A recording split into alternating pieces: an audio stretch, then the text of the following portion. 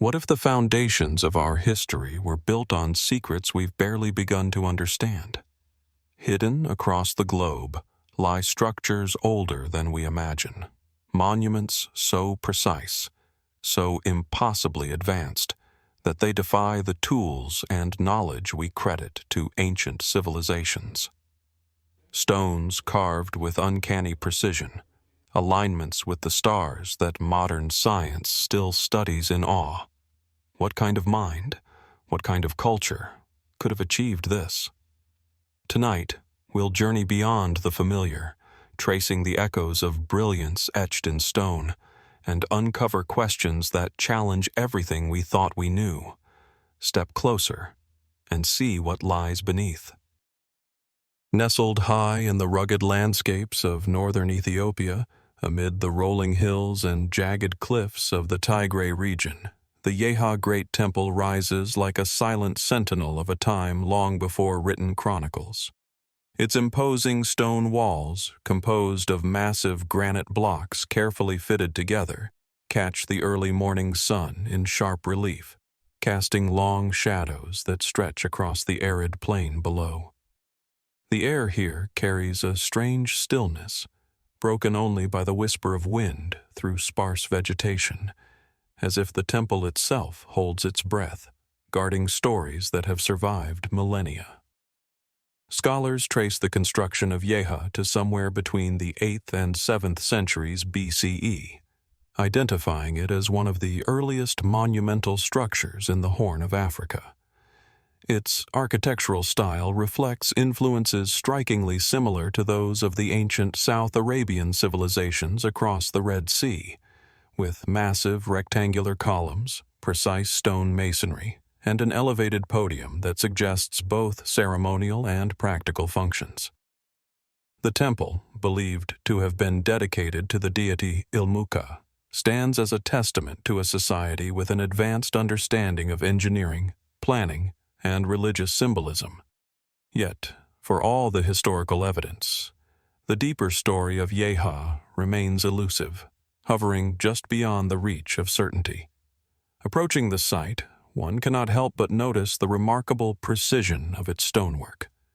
The blocks, some weighing several tons, are laid without mortar, yet fit together with such exactness that even a blade cannot be inserted between many of the joints. How did the builders achieve this without the cranes, pulleys, and power tools we rely on today? Mainstream archaeologists suggest a combination of ingenuity, levers, and sheer manpower. But as we walk along the temple's quiet corridors and run our hands across the worn stones, it is difficult not to wonder whether there are methods now lost to history, secrets buried in the skill of hands that worked millennia ago. Beyond its construction, the alignment of Yeha invites further speculation. Its orientation appears deliberately chosen, hinting at astronomical knowledge, sunlight striking certain stones during solstices and equinoxes, perhaps marking sacred times or agricultural cycles. Could the temple have served as a cosmic observatory, a calendar encoded in stone? Or is it simply a coincidence, the imprint of human intuition rather than a deliberate celestial plan? Even as scientific studies attempt to map these alignments, the precise intentions of its builders remain a question mark suspended in the Ethiopian sky. Intriguing, too, is the layer of mythology that clings to Yeha. Local traditions speak of the area as a cradle of kings and of spirits who once walked among humans. Some explorers and researchers have speculated, without evidence, yet with an intensity that borders on fascination, that Yeha may be linked to earlier, even more ancient civilizations whose traces have been erased by time. Was this temple merely the work of a regional power influenced by distant cultures, or could it be a surviving fragment of a forgotten era? An echo of knowledge far older than the texts we rely on to chart human history? Walking through the remnants today, the temple feels both monumental and intimate.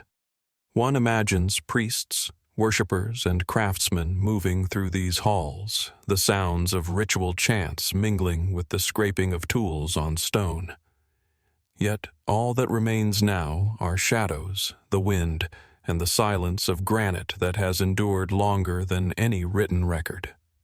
What was it that compelled these ancient builders to raise such perfection from the earth? And what might still lie undiscovered, hidden in the landscape around them, waiting to reshape our understanding of who they were and what they knew? Yeha stands not merely as a relic of a distant past, but as a question carved in stone. Its walls invite scrutiny, contemplation, and awe. And as the sun dips behind the distant ridges, casting the temple in bronze and shadow, one cannot help but feel that the story is unfinished, that beneath these enduring stones, secrets linger, silent, patient, and as enigmatic as the desert wind that moves across this ancient land. As we leave the sun-washed stones of Yeha behind, our journey takes us northward across time and terrain to a quiet stretch of the English countryside, where rolling hills meet the horizon in gentle undulations, and the past seems to lie just beneath the soil. On the outskirts of the well-known Iron Age hill fort of Danebury, hidden from the casual gaze of walkers and historians alike, lie a series of mounds. At first glance, they might appear to be natural rises in the earth, soft, grassy, and unassuming. Yet these gentle humps conceal stories that have puzzled archaeologists for decades. From the air, the mounds form a subtle, almost deliberate pattern, their alignment hinting at design rather than chance. Excavations have revealed that some contain layers of compacted earth, remnants of timber structures, and occasional traces of charcoal and pottery. Carbon dating suggests that these mounds were active over 2,500 years ago, contemporary with the fortifications atop Danebury Hill itself. Scholars have interpreted them as burial sites, communal markers, or perhaps even ceremonial platforms, but the precise purpose remains tantalizingly ambiguous. Walking among the mounds, the sense of scale and intention becomes apparent. They are not random. Each mound seems deliberately placed, a silent rhythm of earth and stone stretching across the landscape. What guided the builders' hands? What beliefs or observations informed the careful spacing of these rises? Archaeological reports provide measurements, soil analyses, and catalogs of artifacts. But the human choices behind these decisions are harder to reconstruct. And some features resist explanation altogether. Certain mounds appear hollow or contain internal cavities that do not match known burial practices. Could these be storage pits, ritual spaces, or something else entirely? Adding to the mystery is the relationship between the mounds and the wider landscape. From the highest point, lines of sight connect the mounds with Danebury Hill Fort, nearby water sources, and even distant horizon features. Some researchers suggest these alignments were practical, guiding movement across the terrain, or symbolic, encoding cosmological knowledge in the land itself. Others speculate they could indicate lost systems of communication or ritual observation, long erased from memory. Yet no evidence has definitively proven these theories, leaving room for interpretation and wonder. Artifacts recovered from the mounds provide tantalizing glimpses of human activity, but raise further questions. Small fragments of pottery, the occasional iron tool, and traces of burnt offerings hint at ceremonial significance, but none offer a clear narrative. Why were certain items placed deep within the earth while others were left scattered across the surface? Why do some mounds appear untouched by human hands for centuries after their initial construction, as if the site itself dictated when and how it should be altered? Each answer seems to multiply questions, pulling the observer deeper into the enigma. The landscape around the Danebury outskirts carries another subtle mystery: the way nature itself has interacted with these mounds over time. Seasonal rains carve tiny rivulets across their faces. Roots pry gently at the soil. Moss and lichen cloak stone fragments in muted green and gray. These mounds have not only endured the passage of centuries, but have absorbed it, becoming living documents of time's slow rhythm.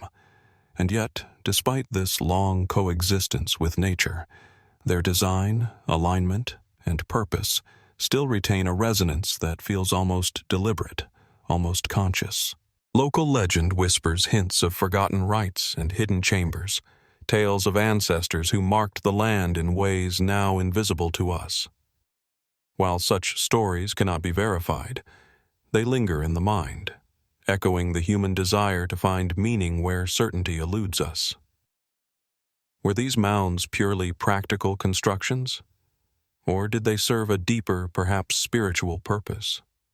Could they encode astronomical knowledge, territorial claims, or messages lost to history?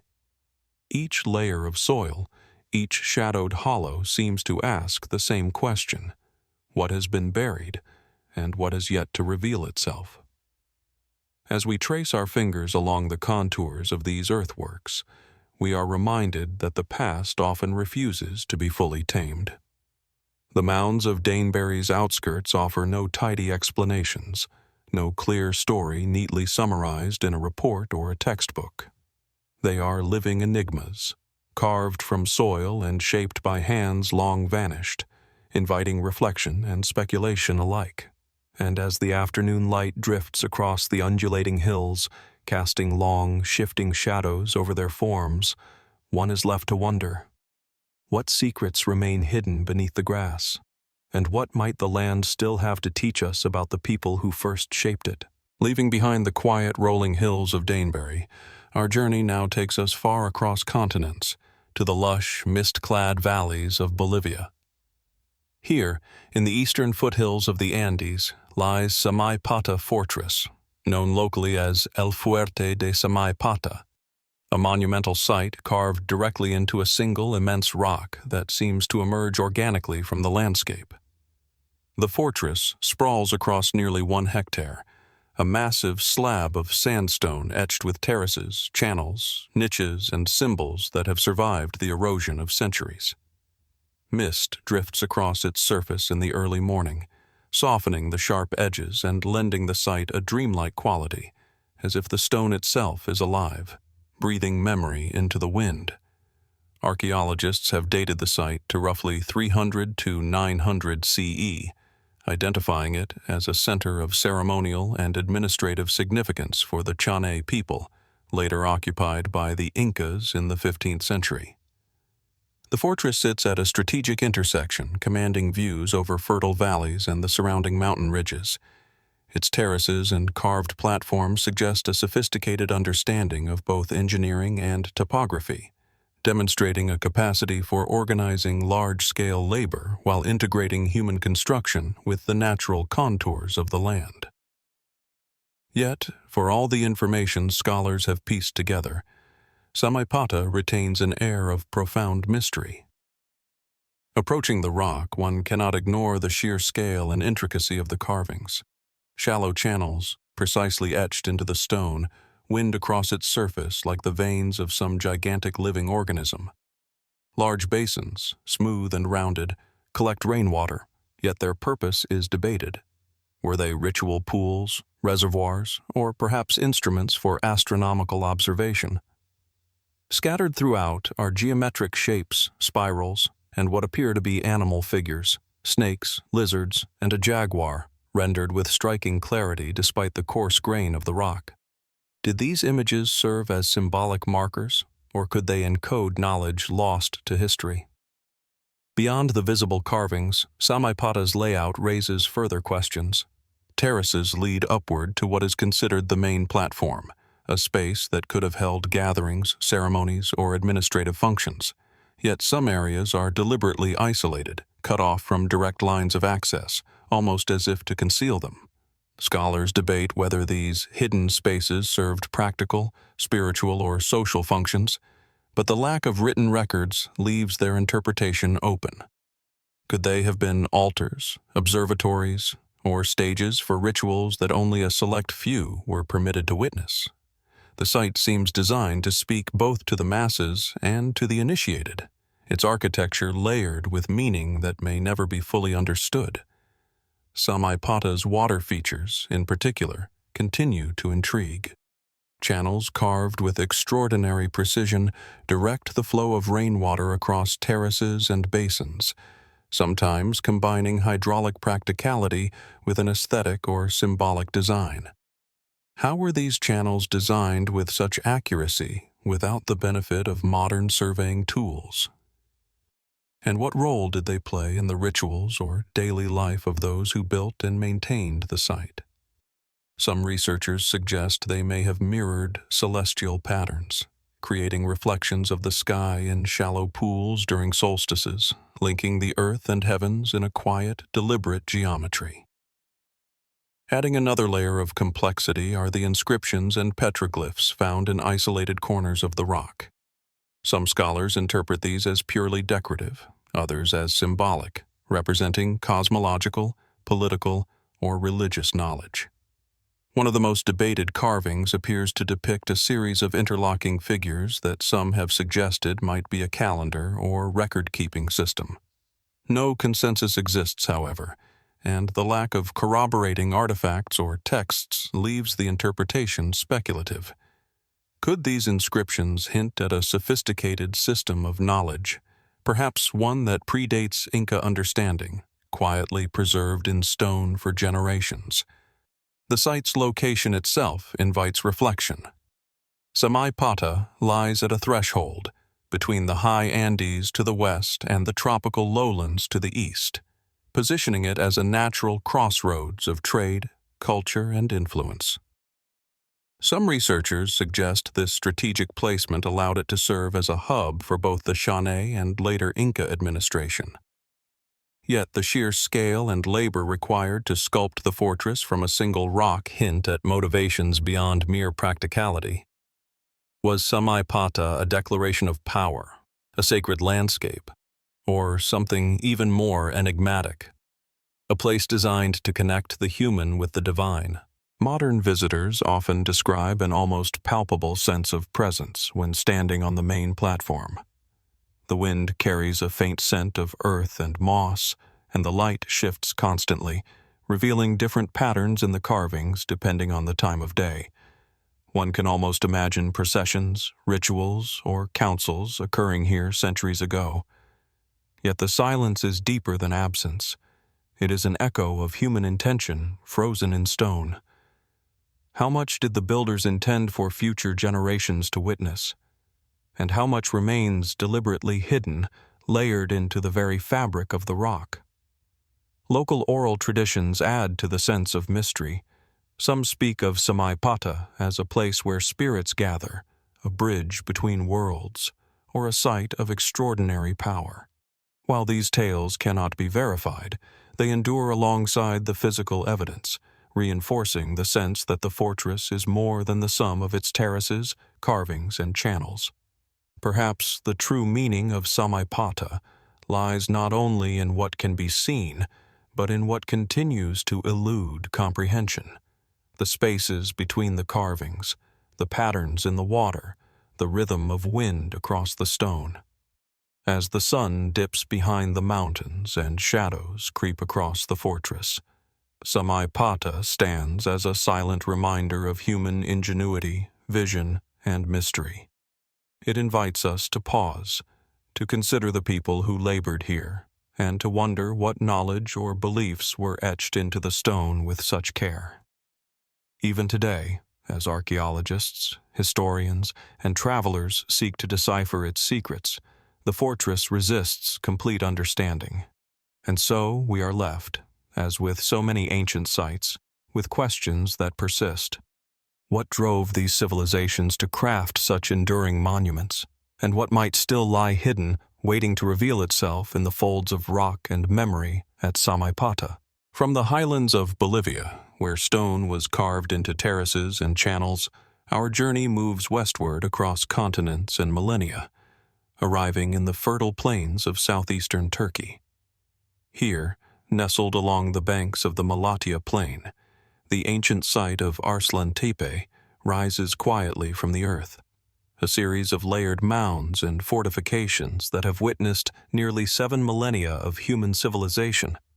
Known to archaeologists as a tell, a mound formed by successive human settlements, the site is a palimpsest of cultures, each layer whispering fragments of lives, decisions, and ambitions long vanished.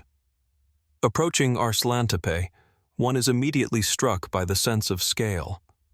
The fortified sections dominate the landscape, imposing yet harmonious with the surrounding fields and river. Massive walls, constructed from mud brick and stone, enclose terraces and courtyards, while interior complexes reveal evidence of administrative, religious, and domestic life. Excavations have uncovered palace-like structures, storerooms, and even one of the earliest known examples of an organized urban center in the region, dating as far back as 5000 BCE. Yet, for all the detail archaeologists have uncovered, the fortifications themselves continue to evoke mystery, earning Arslantepe the poetic nickname, the Whispering Forts, among scholars for the quiet stories they seem to carry. The walls, some several meters thick, are carefully laid, with corners and gateways that suggest both defense and ceremonial significance. But the precision of construction raises questions. How were these massive mud brick structures stabilized across generations without modern tools or engineering knowledge? Some of the walls display channels and recesses that may have been practical, perhaps for drainage or support, but they could also have held symbolic or ritual significance. Why did the builders go to such lengths, blending functionality with artistry, if not to convey a deeper message? Inside the fortified enclosures, the remains of administrative buildings offer further intrigue. Clay tablets, some inscribed with early forms of pictographic writing, hint at an advanced bureaucratic system, yet the language and symbols remain partially undeciphered, leaving many questions about the governance, trade, and spiritual life of Arslantepe unanswered. Was this an early experiment in urban organization, or did it serve a more ceremonial purpose, a space where the earthly and the divine intersected? Some scholars argue that the complexity of the site reflects a society negotiating both practical survival and symbolic authority. Others suggest that aspects of the design, such as concealed corridors, narrow passageways, and enigmatic chambers, point to intentions we may never fully grasp. Perhaps the most enigmatic feature of Arslantepe is the layering of its fortifications over time. The mound shows clear evidence of reconstruction, expansion, and modification across millennia. Each generation of builders added new walls, reinforced existing structures, and repurposed older spaces. Archaeologists speak of phases of construction, yet the reasoning behind the alterations is not always clear. Did the shifts respond to changing threats, evolving religious beliefs, or new social hierarchies? And why, despite repeated modifications, did certain areas remain untouched, almost sacred in their preservation? The answer eludes us, leaving the site perpetually alive with speculation. Burials discovered within and around the fortifications add another layer of mystery. Some graves are modest, containing simple offerings, while others are elaborate, with multiple chambers and finely worked objects of metal, stone, and bone. These burial practices suggest a stratified society, but there are anomalies. Some high-status tombs appear isolated, or positioned in ways that defy the apparent layout of the settlement. Were these deliberate statements of power, markers of spiritual significance, or perhaps memorials for a forgotten elite? Each discovery provokes more questions than it answers, leaving us to interpret human intent across vast spans of time. Beyond the walls and tombs, Arslantepe's relationship with the surrounding landscape is equally compelling. The Malatya plain itself is fertile and commanding, providing access to trade routes, water, and arable land. The site's positioning on slightly elevated ground affords both strategic oversight and symbolic prominence. Some researchers propose that certain alignments of the walls and structures may correlate with celestial events or seasonal cycles, echoing patterns seen in other ancient sites. If so, the fortifications may have served not only as defense, but as a means of observing, honoring, and perhaps influencing natural and cosmic rhythms. Local lore adds a subtle resonance to the archaeological record. Tales passed down through generations speak of ancient rulers, guardians, and spirits inhabiting the mounds. While these stories cannot be verified, they linger alongside the tangible remains, suggesting that Arslantepe has long been perceived as a place of both power and mystery. The whispers of the past, carried on the wind across the mud-brick walls and terraces, create a sense that the site itself holds memory, intentionally or otherwise, embedded in its very fabric. Standing among the ruins today, one senses the layers of history pressing upon the present. The fortifications, tombs, and terraces are not merely stones and earth. They are records of ambition, devotion, and ingenuity. And yet the story remains incomplete. Why were some areas carefully preserved while others were rebuilt or abandoned? What beliefs, knowledge, or rituals have been lost to time, leaving only faint traces for us to uncover? The whispering forts of Arslantepe continue to provoke thought, inviting us to listen closely to what the past may still reveal. As the sun begins to cast long shadows across the mound, highlighting the contours of ancient walls and courtyards, we are left with a lingering sense of awe and curiosity. Arslantepe does not yield its secrets easily. It stands, like so many of the sites we have visited, as a reminder that human history is rarely linear, rarely fully understood, and often richer and stranger than we imagine. And as we gaze across the plains from these ancient fortifications, the question remains: what knowledge and stories are still buried beneath the layers of earth, waiting for those patient enough to uncover them? Where mud-brick terraces concealed the ambitions and rituals of millennia past, our journey now moves across continents and time to the windswept plains of Ireland. Near the banks of the River Boyne, shrouded in morning mist and framed by undulating fields, lies Knowth, a Neolithic complex that has long captivated archaeologists and historians alike. Unlike the towering edifices of Mesopotamia, Knowth is subtle in its grandeur, a network of earthen mounds that rise gently from the landscape, yet beneath their grassy surfaces lie chambers, passageways, and carvings that hint at knowledge and artistry far beyond what might be expected from the period. At first sight, Knowth may seem serene, almost unassuming. Its central mound, large and elliptical, is encircled by smaller satellite mounds, forming a landscape of deliberate geometry. The earth is soft underfoot, the grass whispering in the wind, but hidden beneath this calm exterior are structures that speak of careful planning, sacred purpose, and remarkable technical skill. Excavations have revealed passage tombs within the mounds, their interiors aligned with the rising and setting sun at particular times of the year. Each passage is carefully constructed from massive stones, some weighing several tons, fitted with precision to create chambers that have endured for over 5,000 years.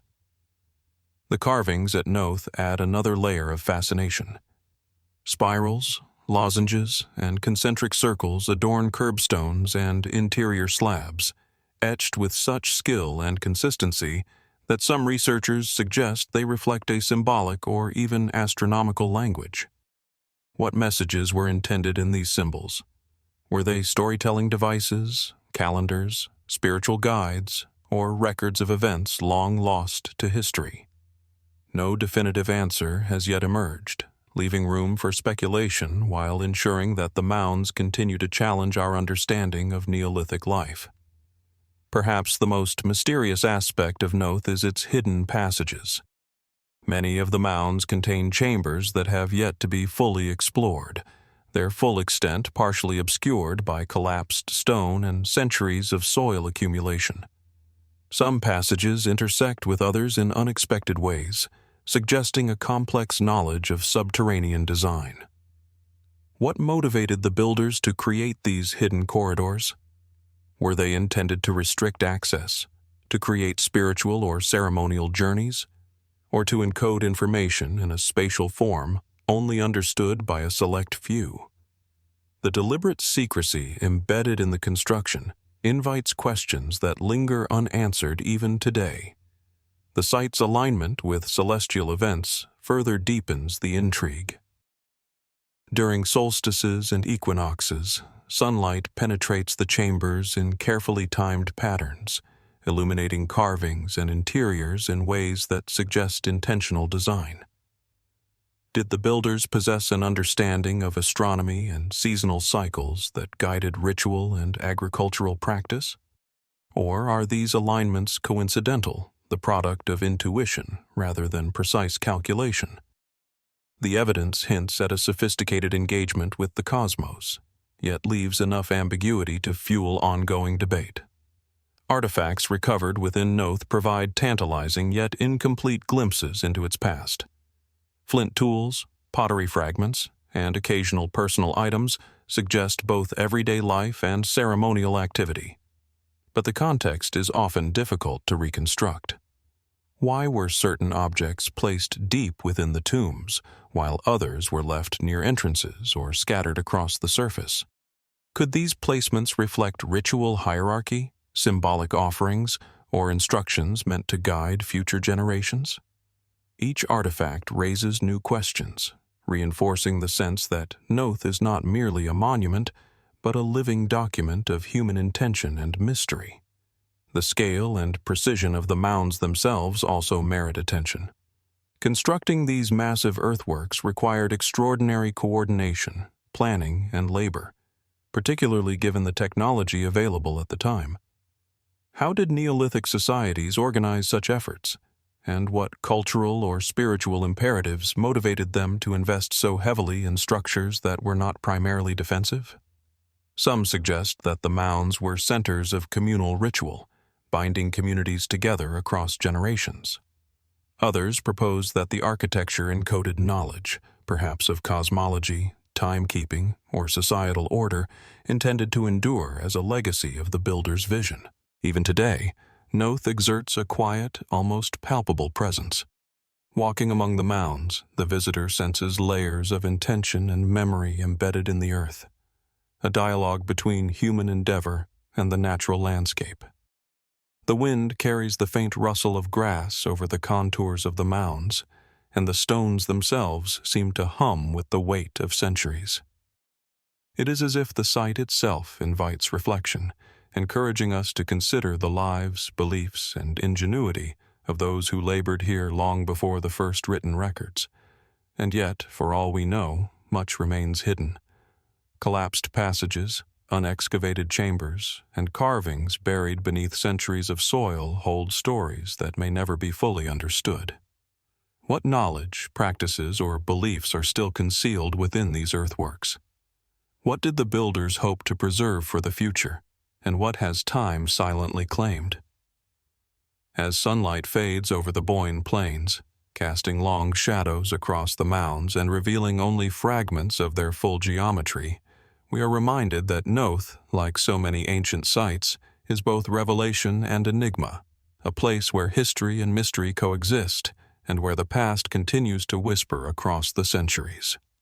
Standing among these hidden passage mounds, one cannot help but feel that Knowth was designed to provoke thought, contemplation, and awe. It is a monument not only to human skill, but to the enduring desire to connect with something larger than ourselves. And as we step back from the grass-covered earthworks, we are left with questions that remain unanswered. What secrets are still buried within these mounds, and what might they reveal about the people who shaped them, and the knowledge they sought to preserve across millennia? From the hidden passage Mounds of Knowth, where earthen chambers guard the secrets of Neolithic ritual and celestial alignment, our journey now moves across the European continent to the rolling hills of Burgundy, France. Here, amid dense forests and mist-laden valleys, lie the remnants of Bibracte Minor, an ancient citadel whose stones whisper of strategic foresight, human ingenuity, and mysteries that endure beneath centuries of earth and memory.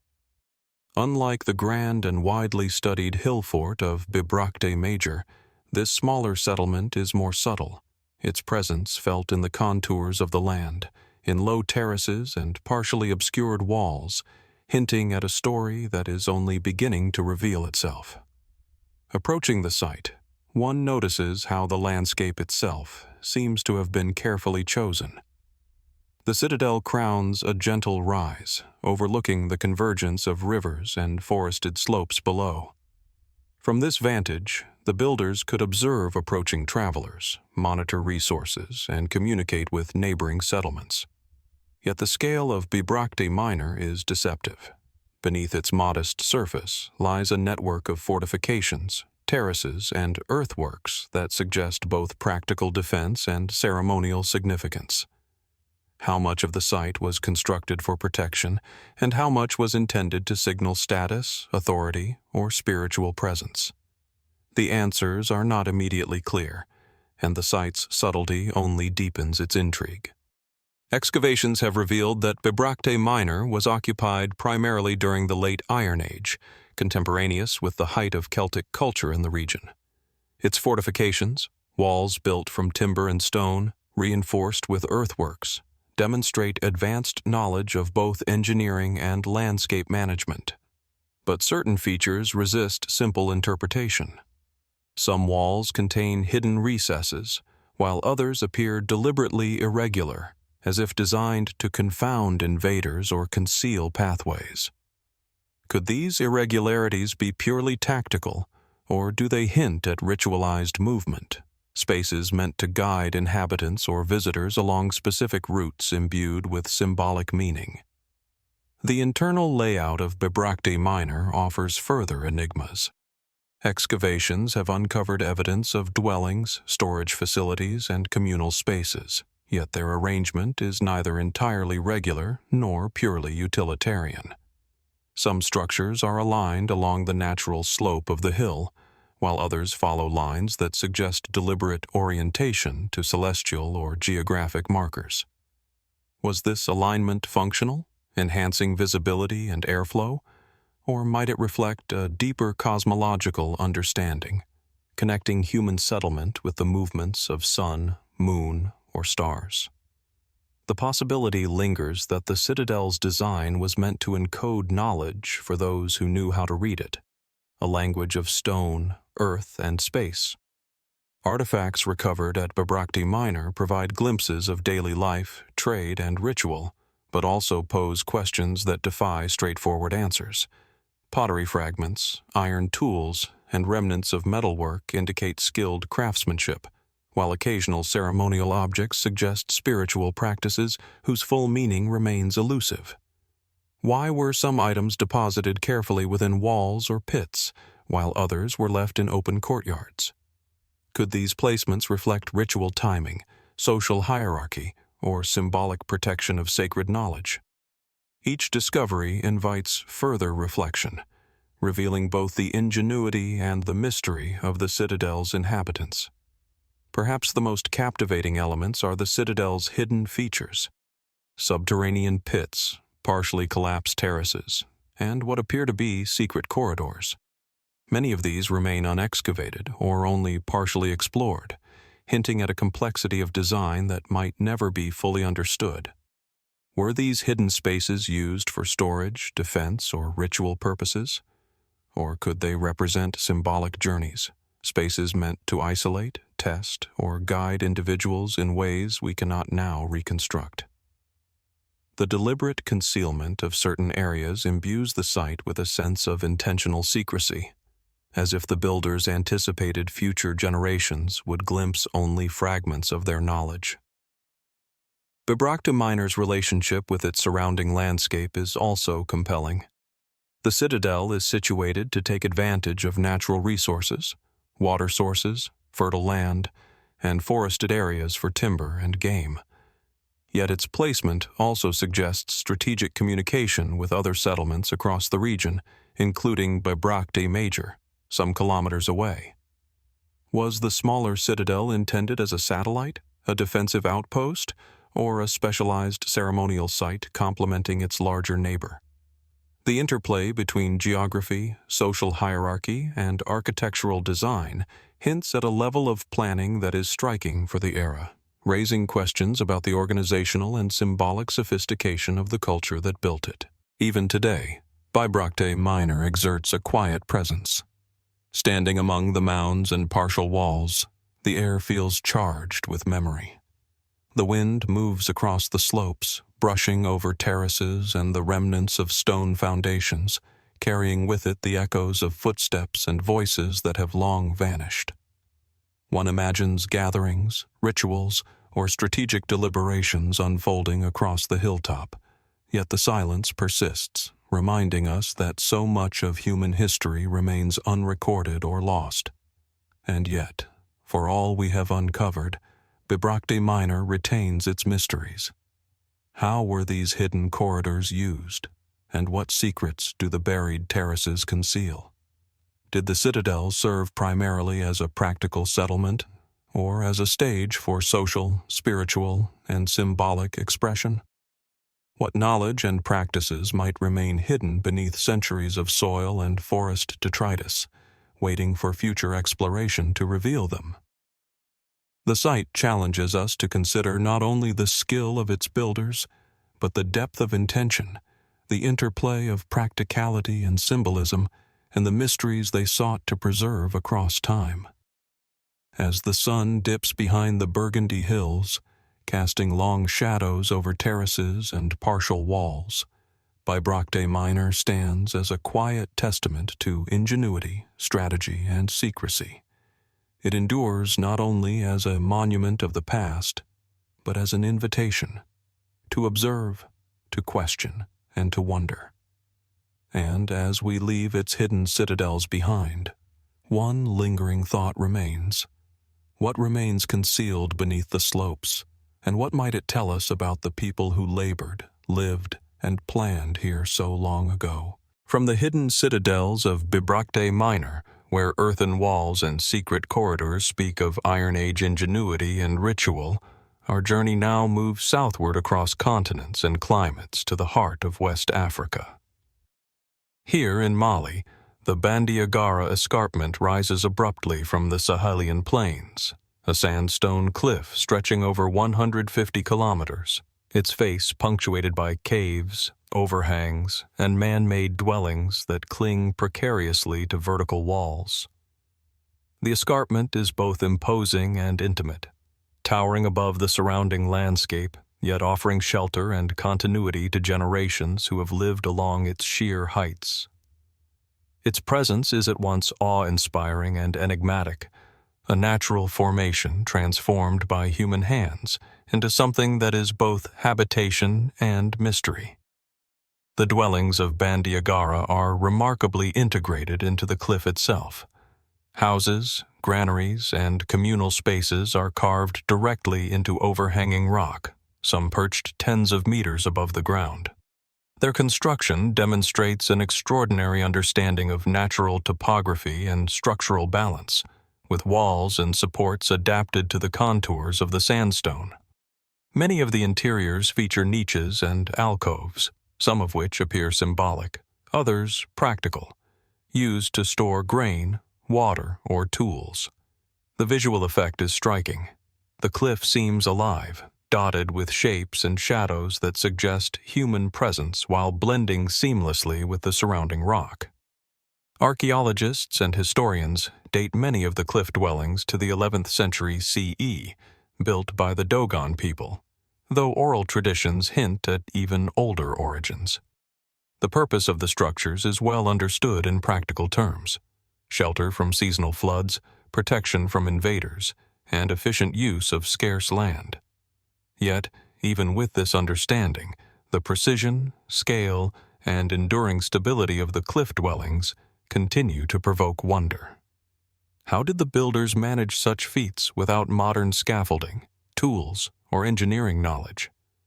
And why choose such vertical, seemingly inaccessible locations, where a single misstep could prove fatal?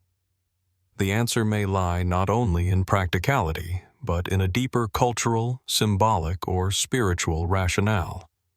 One of the most compelling aspects of the escarpment is its networked complexity. The dwellings are not isolated. They form clusters connected by narrow pathways, carved steps, and ledges that hug the rock face. From above, the layout seems deliberate, almost encoded, as if the cliff itself was a canvas for spatial organization that balances utility, community, and defense. Some researchers suggest the design reflects social hierarchies or clan organization, while others note that certain alignments correspond to natural features, such as springs, overhangs, or vantage points that provide both surveillance and ritual significance. Could it be that the cliff dwellings were designed as both living spaces and symbolic expressions of cosmology or cultural identity? Inside the dwellings, evidence of domestic and ritual life intertwines.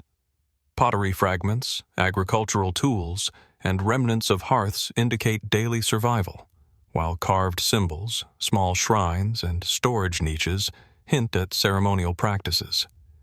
Some walls contain abstract motifs that resemble cosmic patterns, spirals, or celestial references. What meaning did these carvings hold for the inhabitants? Were they purely decorative, or did they serve as guides to spiritual or astronomical knowledge? The ambiguity allows the site to speak in multiple voices, offering both tangible evidence and the lingering suggestion of unrecorded wisdom. Beyond the structures themselves, the escarpment's placement amplifies its mystery. Its sheer cliffs provide natural defense, but they also create a sense of isolation and sacredness, separating the dwellers from the plains below. How did this physical separation shape culture, ritual, and social interaction? And what knowledge or practices were preserved in these elevated enclaves, protected from the political and environmental pressures of the surrounding region? The escarpment becomes not only a home, but a stage for a complex interplay of human ingenuity, geography, and cultural memory. Even the landscape around Bandiagara holds unanswered questions. The sandstone cliffs are riddled with natural fissures and caves, some of which show signs of modification or use yet remain largely unexplored. Archaeologists have only begun to document the full extent of these hidden spaces. Were they used as additional dwellings, storage, or ceremonial chambers? Or did they serve as points of refuge or communication across generations? The possibility that further secrets lie embedded in the rock itself fuels the enduring fascination of the site. Walking along the cliff ledges today, one senses a rhythm of continuity and permanence. The dwellings, though centuries old, feel lived in, a testament to the skill, adaptability, and resilience of the Dogon people. The wind moves across the escarpment, carrying dust, leaves, and the faint echoes of voices that have long since vanished. Shadows shift across stone walls, illuminating niches and alcoves, some of which have not been entered in generations. Here, the interplay between human intention and natural formation is at its most intimate. Dwellings sculpted from rock, aligned with the contours of the cliff, forming spaces that are at once practical, symbolic, and profoundly mysterious. Yet, for all we understand about the cliff dwellings, so much remains unanswered. Why were some structures deliberately positioned in nearly inaccessible locations? How did the builders transmit knowledge of construction techniques across generations without formal education or written records? And what stories, rituals, or wisdom might still lie hidden in the unexcavated caves? behind sealed walls, or beneath the layers of centuries of sediment. The Bandiagara Escarpment, like so many ancient sites, resists full comprehension, leaving us to wonder not only about the ingenuity of its inhabitants, but also about the knowledge they may have deliberately concealed or preserved. As the sun begins its descent, casting the escarpment in shades of amber and deep shadow, the dwellings cling to the cliff like a memory etched in stone. They endure as more than just shelters. They are records of human adaptation, innovation, and a subtle understanding of the interplay between natural forces and cultural expression. And as we step back from the ledges and gaze upon the sprawling cliff, one question remains.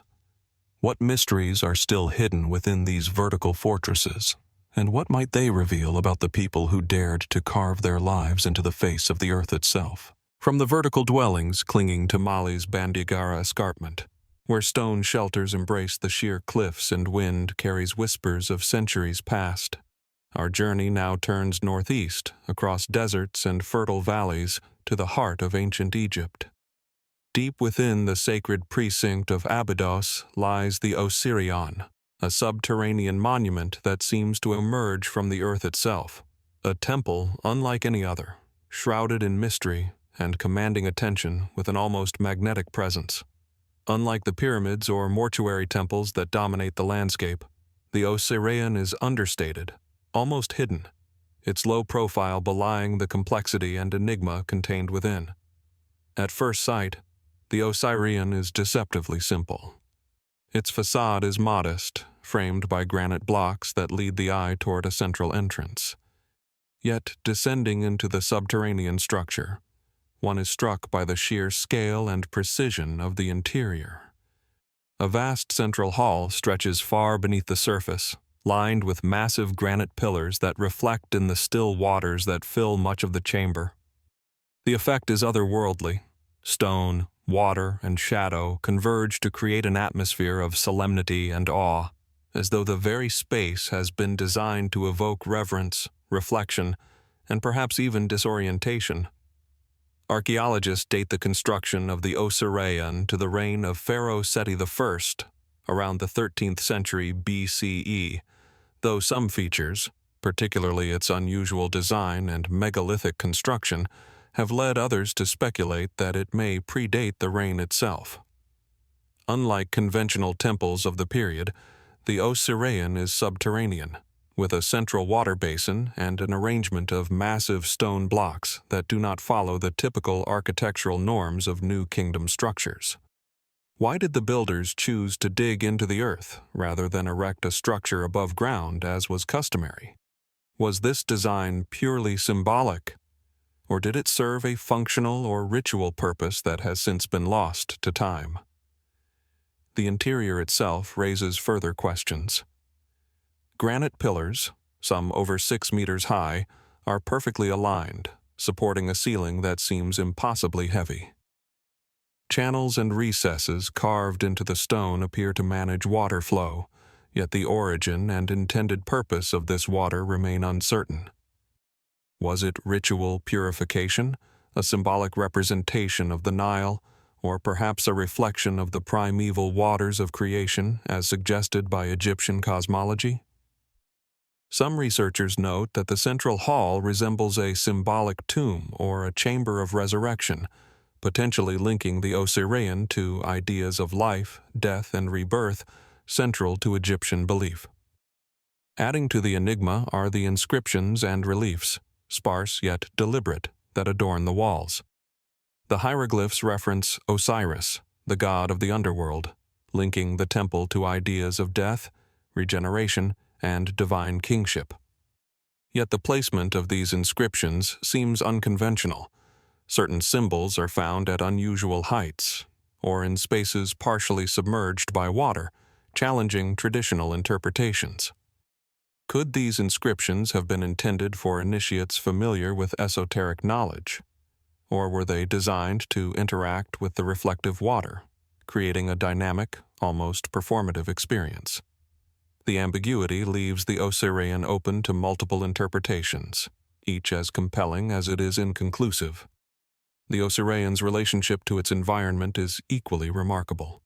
Situated behind the main temple of Seti Wan at Abydos, the subterranean hall seems almost concealed, accessible, yet separate, as if it were meant to exist in parallel with more visible sacred spaces.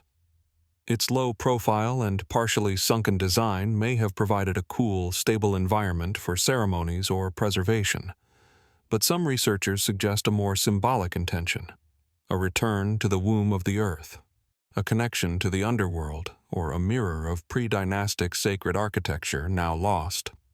Could the Osireion represent knowledge inherited from earlier builders, preserved beneath the sands of time for those attuned to its secrets? Even the construction techniques defy simple explanation. The massive granite blocks, some weighing tens of tons, were quarried and transported with incredible precision. Their alignment and fit are such that even a knife blade cannot pass between certain joints. How was this achieved with the tools available at the time, and what methods have been lost to history? Scholars debate whether it was purely human ingenuity, aided by primitive but effective engineering, or if the Osireion represents a continuity of knowledge from earlier, now forgotten civilizations. The questions linger, unanswered, suspended in the cool, echoing chamber beneath the desert. Standing at the water's edge today, the Osireion conveys a sense of timelessness. The reflections of pillars ripple across the pool, light filters through the entrance in shifting patterns, and the air carries the faint scent of stone and moisture. It is a space that invites contemplation and speculation in equal measure, as if the temple itself is asking observers to pause, to consider the intersection of human effort, spiritual devotion, and architectural genius. What was the ultimate purpose of this subterranean hall, and what knowledge or ritual significance did it hold for those who built it? And yet, despite centuries of study, the Osireion refuses to yield all its secrets. Its construction, design, and relationship to Abydos remain subjects of debate, its waters and stone quietly preserving mysteries that may never be fully understood. Was it a cenotaph, a symbolic tomb for Osiris, a repository of ancient knowledge, or something else entirely? The structure's understated presence hides its depth, both literal and metaphorical, reminding us that even in one of the most studied civilizations in human history, enigmas endure. As the sun sets over the sands of Abydos, casting long shadows across the desert and illuminating the granite pillars beneath the Osireion, one cannot help but feel the weight of history pressing gently yet insistently. The temple stands as a testament to human ambition, belief, and craftsmanship, yet also as a silent guardian of questions that have endured for millennia. And as we step back from the water-filled halls and descend into the light of day, one lingering thought remains. What lies hidden beneath the stone and shadow, and what might the Osireion still reveal to those patient enough to listen? From the subterranean halls of the Osireion, where granite pillars rise from reflective waters and whispers of ancient ritual linger in the shadows, our journey now turns northwest across the Mediterranean to the rolling plains of Alentejo, Portugal. Here, among cork oak groves and golden fields, lie the shadowed Trilithons of Almendres, a megalithic complex whose stones rise with deliberate intent, silent yet insistent, across a landscape that has been sacred for thousands of years. Unlike temples carved into the earth or cliff dwellings perched on vertical rock, Almendres spreads across the open terrain, its stones oriented with such precision that light and shadow transform the site with the passing hours, marking time in ways that still elude full understanding. The first impression of Almendres is one of scale and rhythm. Hundreds of granite menhirs, standing alone or paired as trilithons, create a landscape of deliberate geometry. Some towers are upright, singular and solemn, while others form paired structures, their lintels or tops creating shadows that stretch across the ground in shifting patterns. Walking among them, one senses both intentional design and profound mystery. The placement of each stone, the distances between them, and the subtle curvatures of the alignments suggest knowledge of astronomy, geometry, or ritual practice that challenges simple explanation. Archaeologists date the construction of Almendres to between 6000 and 4000 BCE, placing it among the earliest known megalithic sites in Europe. Yet despite this relative antiquity, the stones display a precision and intentionality that continue to puzzle researchers. Some trilithons align with the solstices, casting long shadows that mark seasonal changes, while others appear oriented toward distant horizon points.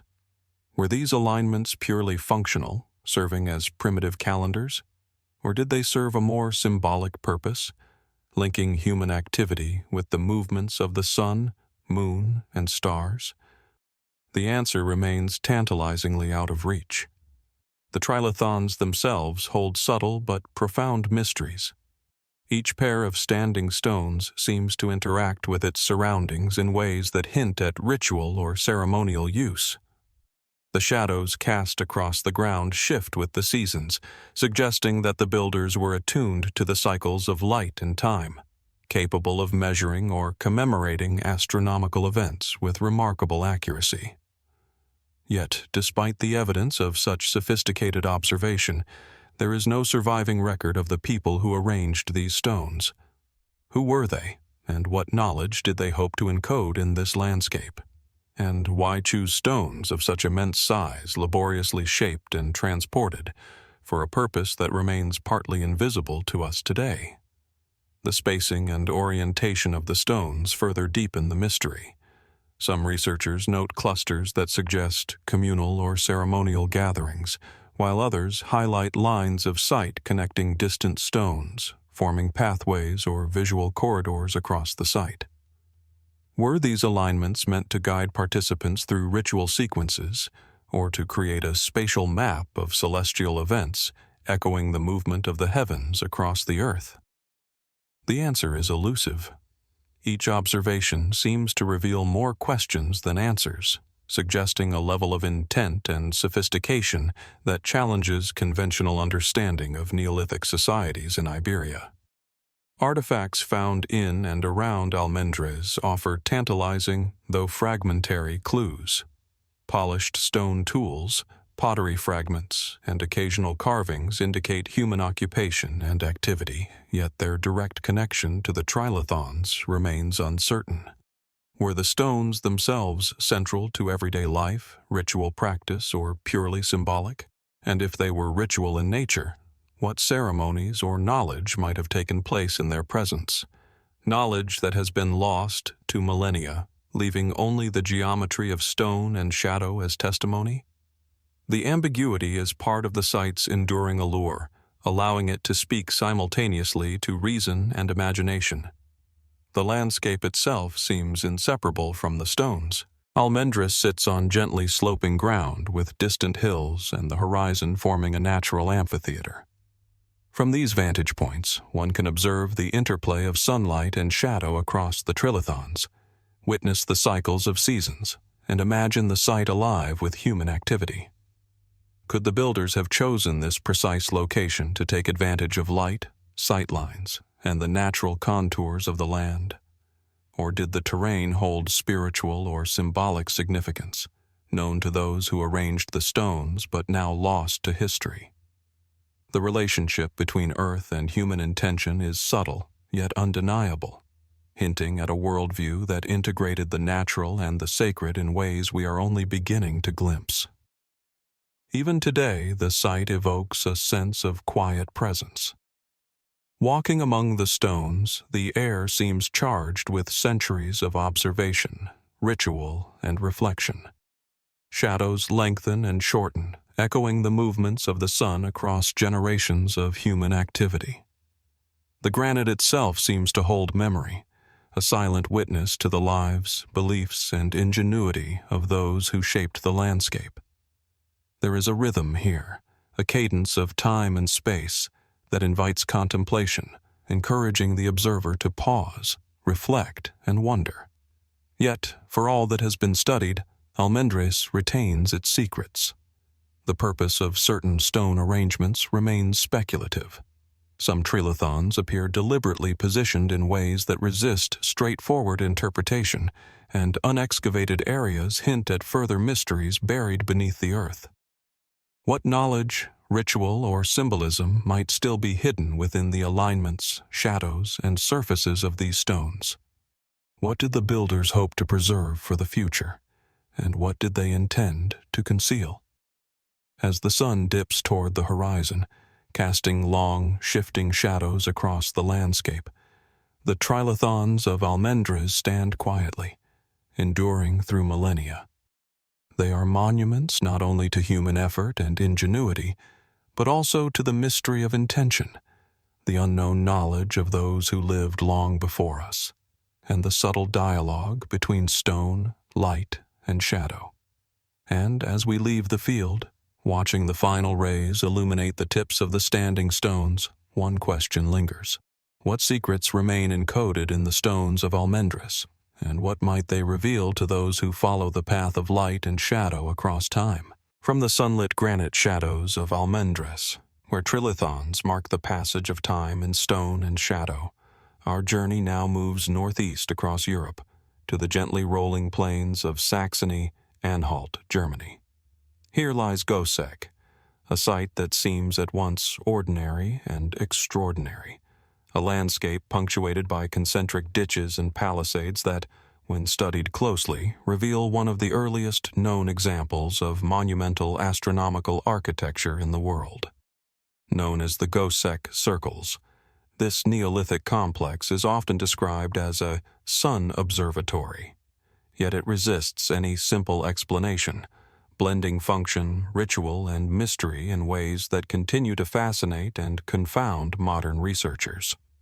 Approaching the site today, one sees only low earthen embankments and reconstructed wooden palisades, subtle rises in the terrain that hint at the complexity hidden beneath the surface. Archaeologists have identified at least 3 concentric rings, interrupted by carefully placed openings that align with the sunrise and sunset during solstices. But this is only the beginning. Beneath the quiet landscape lies a labyrinth of intent, pits, post holes, and channels, suggesting that the builders of Goseck did not merely construct a functional calendar, they created a space that engaged with time, light, and movement in ways that are still not fully understood. Excavations date the site to approximately 4,900 BCE, making it one of the oldest known circular enclosures in Europe. The sheer age of the Goseck circles is striking, yet what continues to provoke wonder is the sophistication of the design. The entrances and openings are aligned with remarkable precision, suggesting careful observation of the sun's movement throughout the year. Could this have served as a practical calendar to guide agricultural cycles, ensuring planting and harvest at the right times? Perhaps. But the attention to geometry, symmetry, and ritual space hints at purposes that extend beyond the purely practical. The central area of the circles is equally intriguing.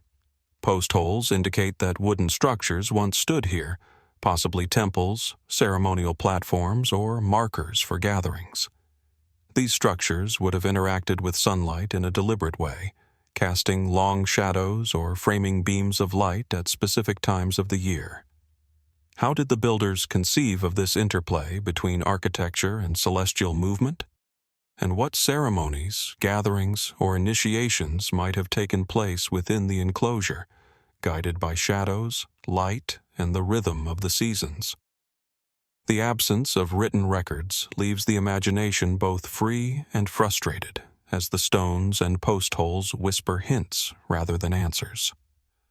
Artifacts recovered from the site add subtle complexity to the narrative. Stone tools, pottery fragments, and evidence of fire use indicate human habitation and activity, yet their distribution is uneven, often concentrated near entrances or within specific zones of the enclosure. Could this pattern reflect a form of social or spiritual hierarchy? Were some areas restricted, sacred, or reserved for specific individuals or rituals? And if so, what knowledge or practices were preserved within these spaces, hidden from casual observation, encoded instead in geometry, light, and the flow of movement across the site? Even more enigmatic is the relationship between the circles themselves. While the concentric rings suggest a single period of construction, evidence indicates that they were modified and expanded over generations. New palisades were added, openings shifted, and certain sections filled in or reinforced. What motivated these changes? Did they reflect shifts in religious belief, astronomical observation, or social organization? And why invest such effort in modifying an already sophisticated structure? The layers of intervention hint at a continuity of purpose and knowledge, yet the precise nature of that purpose remains frustratingly elusive. The astronomical alignments of Goseck further deepen the mystery. Sunlight passing through the eastern and western openings during the solstices illuminates the inner circle in ways that would have been impossible to miss. Some researchers propose that this was primarily a functional calendar, yet others argue that the interplay of light, shadow, and enclosure suggests ritual significance, a stage upon which the cycles of life, death, and renewal were enacted. Could the site have served as both a practical tool and a sacred space, simultaneously guiding the rhythms of agriculture and celebrating the human connection to the cosmos? The ambiguity itself may have been intentional, allowing the circles to operate on multiple levels of meaning. The site's broader landscape adds another layer of intrigue. Goseck sits amid low hills, forests, and river valleys, yet its location is deliberate. From the central area of the circles, the horizon is framed in ways that emphasize sunrise and sunset, distant features that may have held symbolic or territorial significance, and vantage points that allow observation across the surrounding plains. Were these choices purely practical, or did they carry ritual, spiritual, or social meaning? And how did the builders conceptualize the interplay between the man-made and the natural, between enclosure and landscape, between the cycles of the heavens and the rhythms of daily life? Walking within the reconstructed circles today, one is struck by the silence and subtlety of the space. The wooden posts, even in partial reconstruction, convey an impression of scale, rhythm, and enclosure that would have been both familiar and awe-inspiring to its original builders. Shadows shift and lengthen, aligning with openings in ways that remind us of the precision and intent embedded in every post hole, ditch, and palisade. The experience is at once tactile and conceptual. One is aware of human ingenuity, observation, and devotion, yet conscious of the vast gulf of time that separates us from those who first marked these alignments in the soil. And yet, for all that is known, much remains uncertain. How were the ceremonies or observances conducted? What knowledge of the sun, moon, or stars guided the construction? Were the Goseck circles part of a larger network of enclosures, a regional system of sacred sites connected by shared knowledge, or were they a unique expression of the spiritual imagination of one community? The absence of definitive records ensures that every answer invites another question, that every observation provokes further reflection. As the sun dips toward the horizon, casting long lines of shadow across the ditches and palisades, the Goseck circles exude a quiet but undeniable presence. They endure as a testament to human observation, ingenuity, and devotion, yet their purpose remains partially veiled, a labyrinth not of walls and corridors, but of time, light, and layered intent. And as we step back, gazing across the subtle rises and the concentric enclosures, one lingering thought remains. What knowledge, ritual, and understanding are still encoded in the soil, the post holes, and the angles of light? What did the builders hope to preserve for generations to come, and what secrets might still emerge from the shadows of this remarkable Neolithic labyrinth? From the labyrinthine enclosures of Goseck, where concentric ditches and wooden palisades align with the sun to mark time and season, our journey now turns southeast, across continents and millennia, to the fertile plains of the Indus River in what is now Pakistan. Here, in the heart of the Sindh region, lie the ruins of Mohenjo-Daro, a city that emerged more than 4,000 years ago, seemingly with all the hallmarks of advanced urban planning already in place. Walking among its sun-bleached bricks and silent streets, one is immediately struck by a sense of order, precision, and purpose that feels startlingly modern, yet belongs to an age we can barely imagine. At first glance, Mohenjo-Daro appears as a sprawling maze of low, crumbling walls, raised platforms, and carefully laid out streets. Yet beneath this ruin lies the imprint of a civilization that seems to have anticipated aspects of urban life that would not reappear on such a scale for millennia. Houses constructed from uniform baked bricks follow a grid pattern. Streets are remarkably straight and intersect at right angles, and sophisticated drainage channels carry water away from homes and public spaces. Every corner, every alignment, hints at an understanding of civil engineering, urban hygiene, and social organization that continues to astonish scholars today. The so-called Great Bath remains the centerpiece of fascination. This large, rectangular tank, lined with precisely cut bricks and waterproofed with bitumen, occupies a central location within the city. Its dimensions, materials, and design suggest that it was not merely functional, but ceremonial, a place perhaps for communal ritual or purification.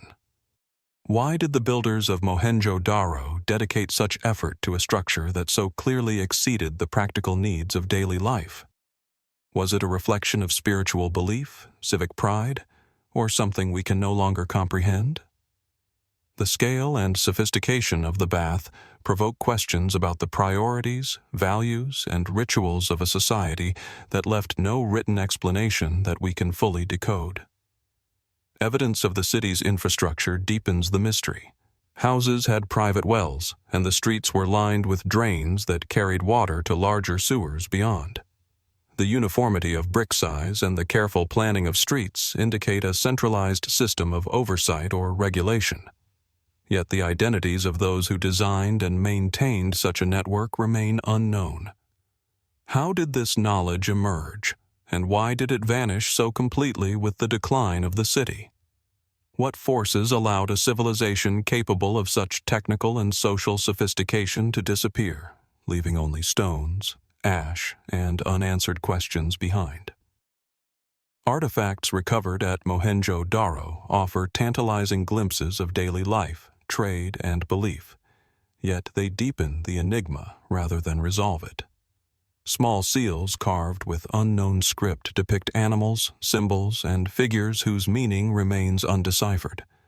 Terracotta figurines, beads, and pottery suggest commerce, artistry, and spiritual practice, yet no definitive records explain the purpose of these objects. Were the seals administrative tools, spiritual talismans, or something else entirely? And why did the society produce such uniformity in construction, yet leave us no written record that can confirm its motivations or beliefs? The absence of a decipherable language creates a tension between what we can observe and what we can understand, a city visible and yet largely unknowable.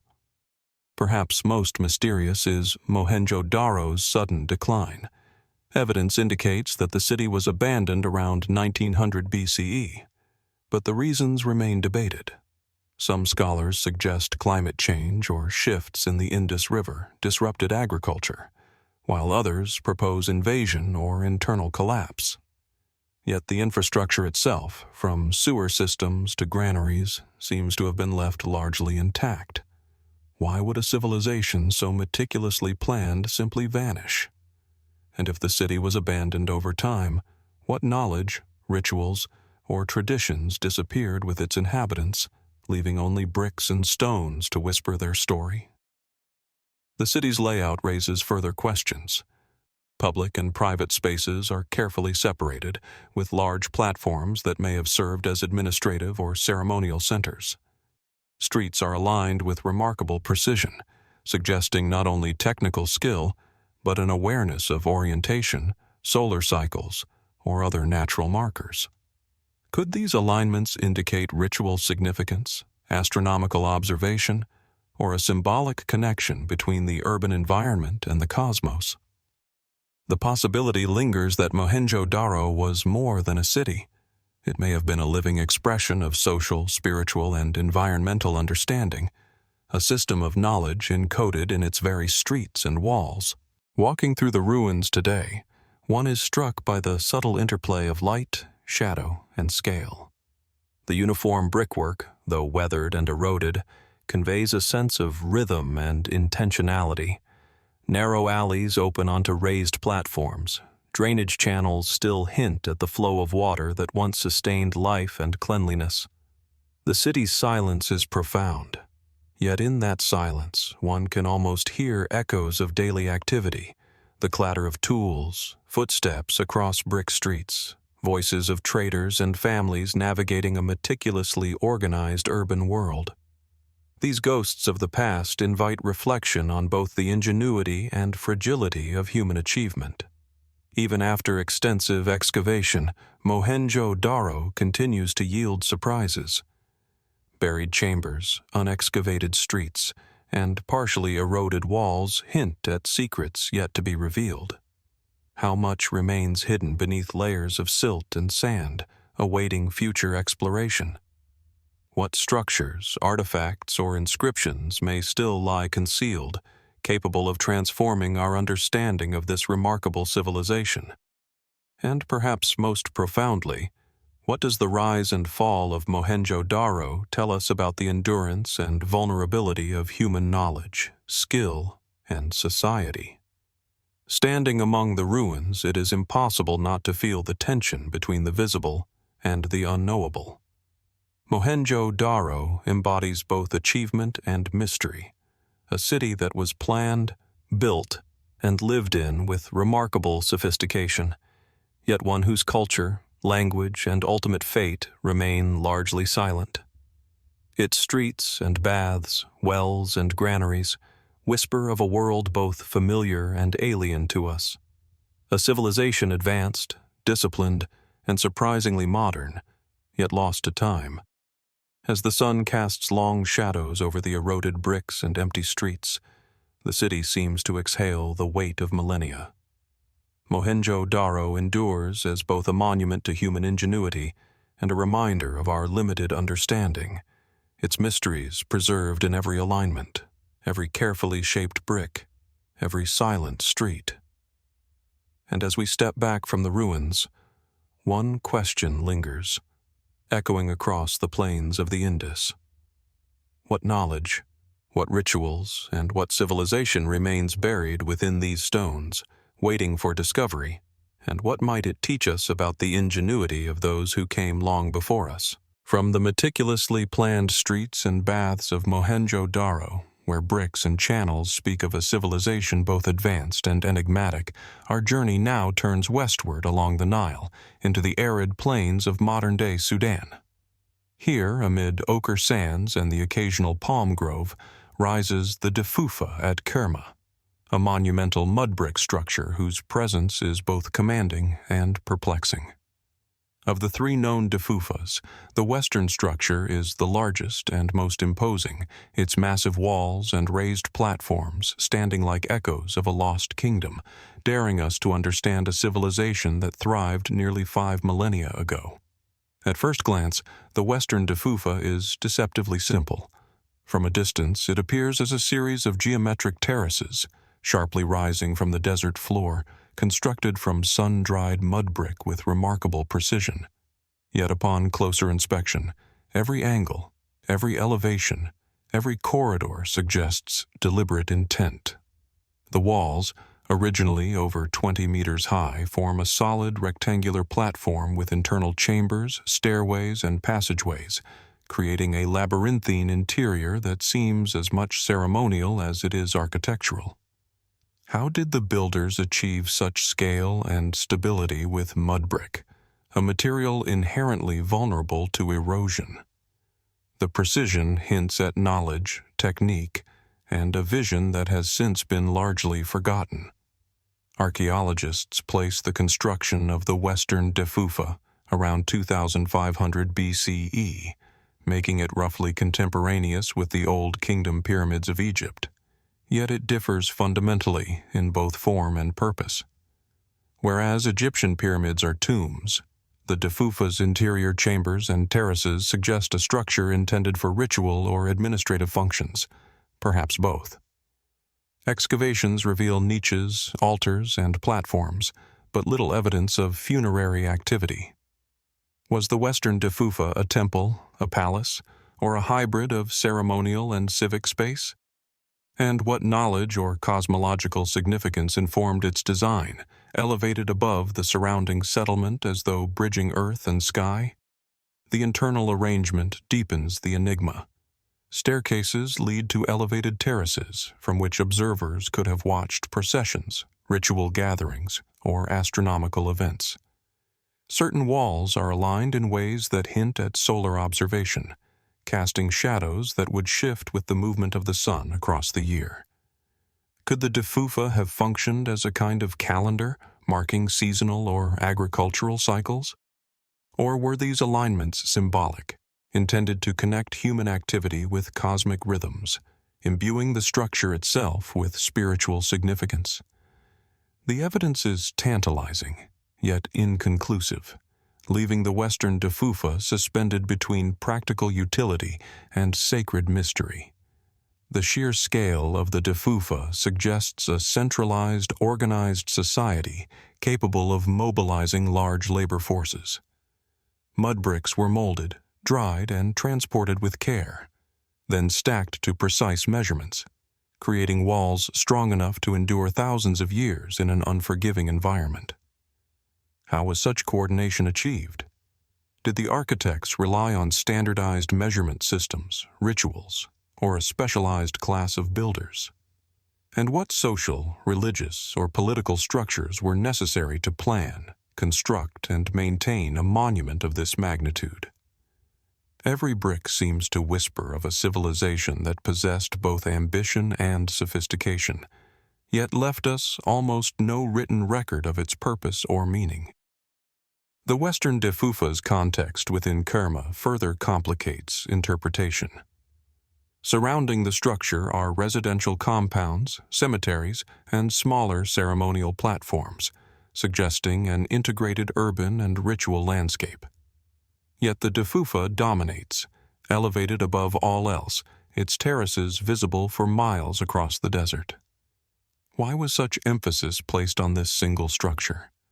Was it a focal point for community cohesion, a center for spiritual practice, or perhaps a statement of power and authority?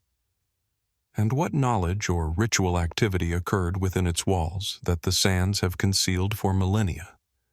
Even the construction techniques pose questions. The mud brick walls are remarkably thick and expertly bonded, some containing internal cross walls that may have served structural or symbolic purposes. Were these innovations purely functional, or do they encode knowledge about engineering, geometry, or ritual practice now lost to time? The durability of the Deffufa, surviving centuries of erosion and human activity, hints at an understanding of materials and environment that was sophisticated, intentional, and possibly informed by long-standing traditions of construction now forgotten. Artifacts found around the Western Deffufa suggest a combination of ritual and everyday life. Ceramics, beads, and figurines point to ceremonial offerings, while domestic debris from surrounding areas implies active settlement and community interaction. How did these worlds intersect within the elevated terraces and internal chambers of the Deffufa? Did priests, leaders, or specialists navigate these spaces in ways that shaped the spiritual or social life of Kerma?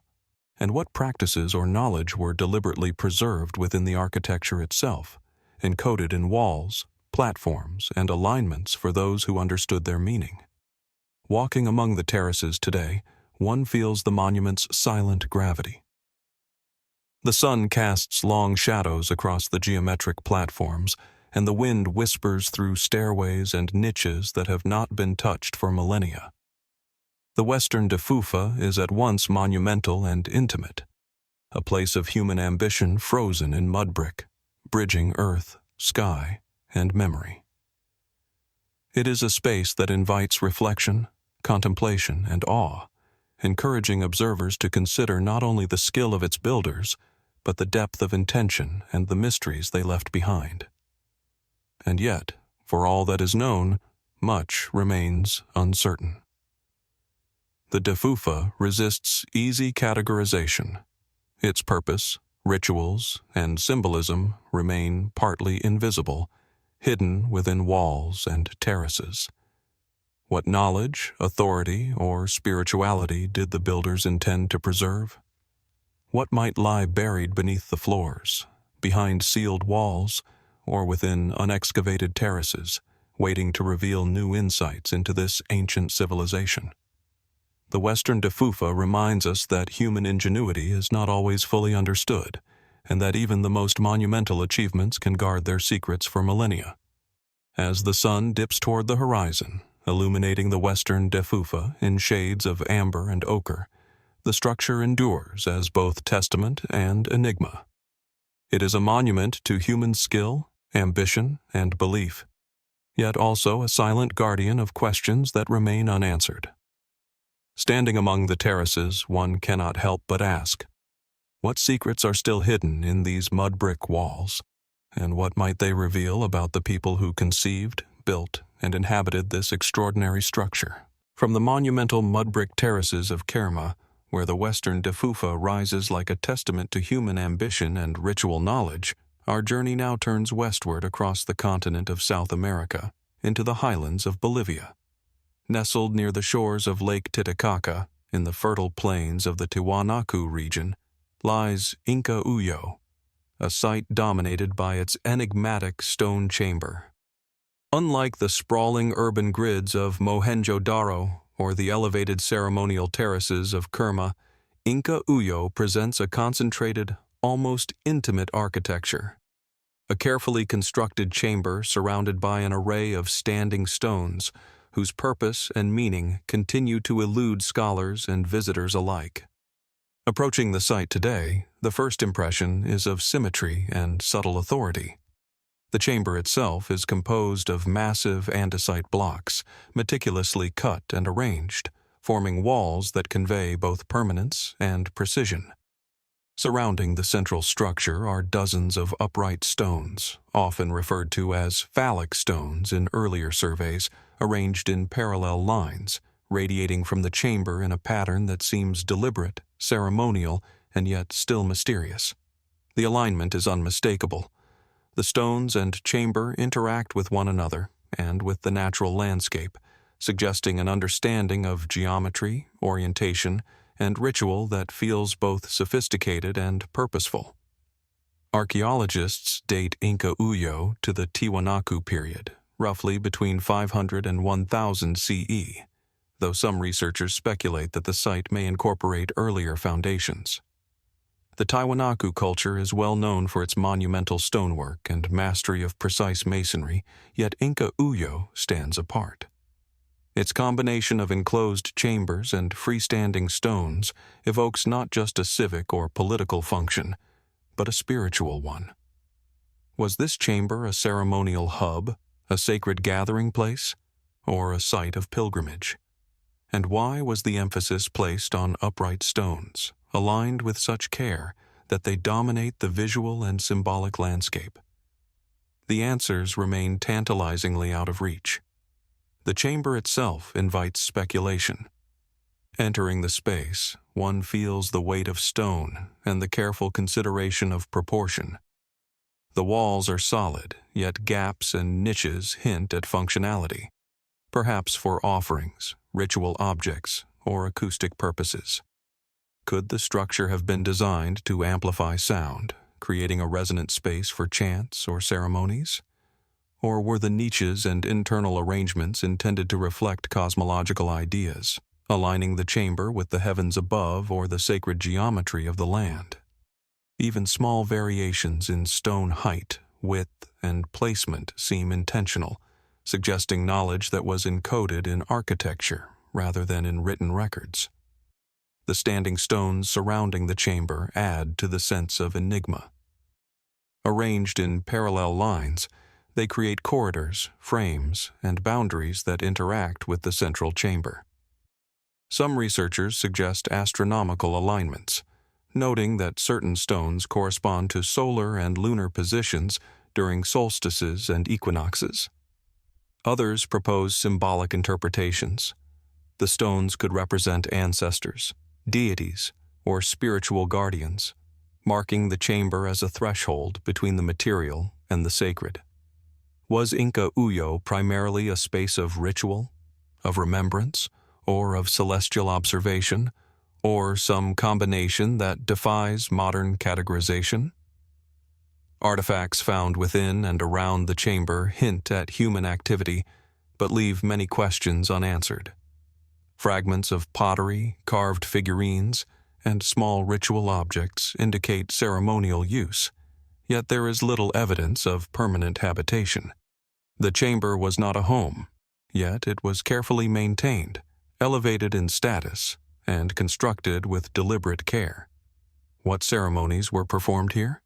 Who held authority within the space? And why has the meaning of the site been lost so thoroughly that even its most basic purpose remains speculative?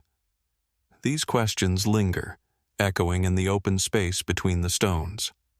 The relationship between the chamber and its environment further deepens the mystery. Inka Uyo sits within a plain that affords expansive views of the surrounding hills and the distant waters of Lake Titicaca, yet it is enclosed, oriented, and designed to engage with the land in specific ways. Were the builders of Tiwanaku connecting the terrestrial and celestial, the sacred and the civic, in a single architectural gesture? Could the arrangement of stones and the central chamber have functioned as a tool for aligning human activity with cosmic cycles, guiding agricultural, ceremonial, or spiritual rhythms? The careful placement and orientation suggest that every stone and wall was intentional, yet their exact meaning is lost to time. Walking among the standing stones today, one senses a rhythm of human thought embedded in the landscape. Shadows shift with the sun, revealing patterns of light that interact with the chamber and stones in ways that would have been apparent to those who built the site. The space conveys both order and mystery, a dialogue between human intention, stone, and the natural world.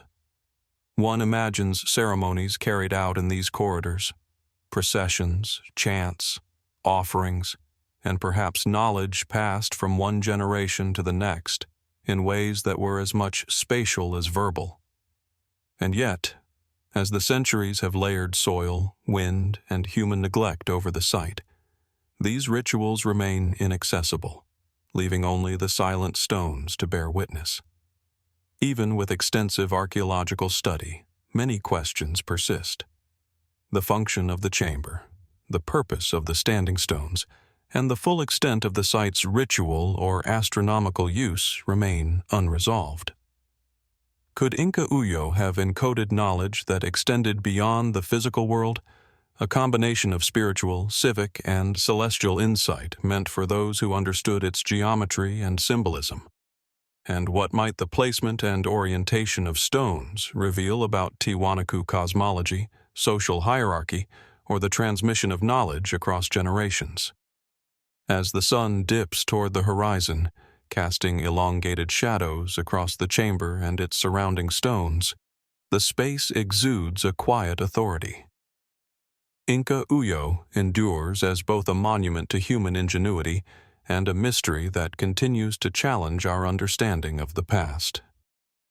Standing within the stone corridors, one feels a connection to builders who labored with precision, vision, and purpose, leaving behind a structure that is at once tangible and elusive. And yet, for all its solidity, the site remains enigmatic. What knowledge, ceremonies, or rituals lie hidden in the central chamber or in the alignment of the stones? What stories, beliefs, and practices have been lost to time? leaving only the architecture to hint at their presence. Inka Uyo is a reminder that even in civilizations long studied and admired, mysteries persist, waiting patiently to be discovered, interpreted, or simply contemplated, as shadows and stone continue their silent dialogue across centuries. From the high-altitude stone corridors of Inka Uyo, where upright monoliths converge with ceremonial chambers in the Andean highlands, our journey now sweeps across continents and millennia to the rolling plains of southern Spain. Here, near the town of Trigueros in Andalusia, lies the Dolmen de Soto, a megalithic passage tomb whose silent stones have stood for over 5,000 years, guarding secrets that modern science has yet to fully decipher.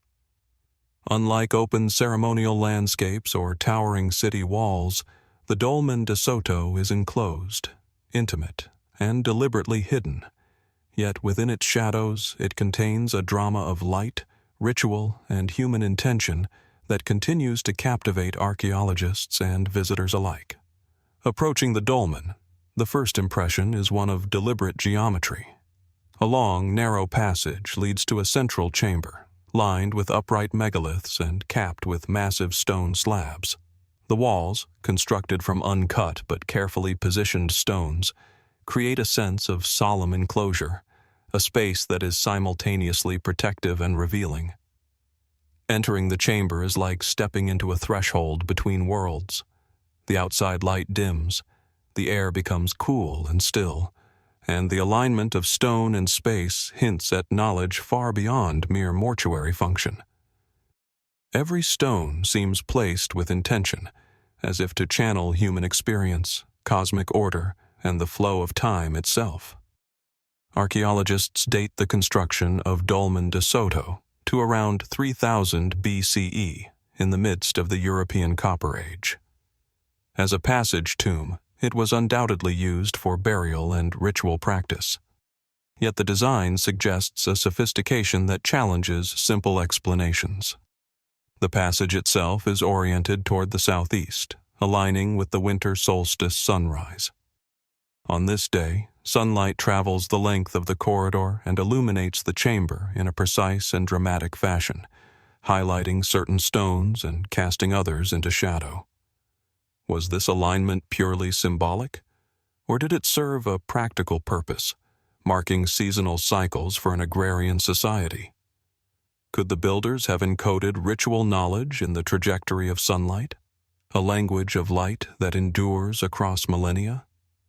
The interior of the chamber reveals further subtleties.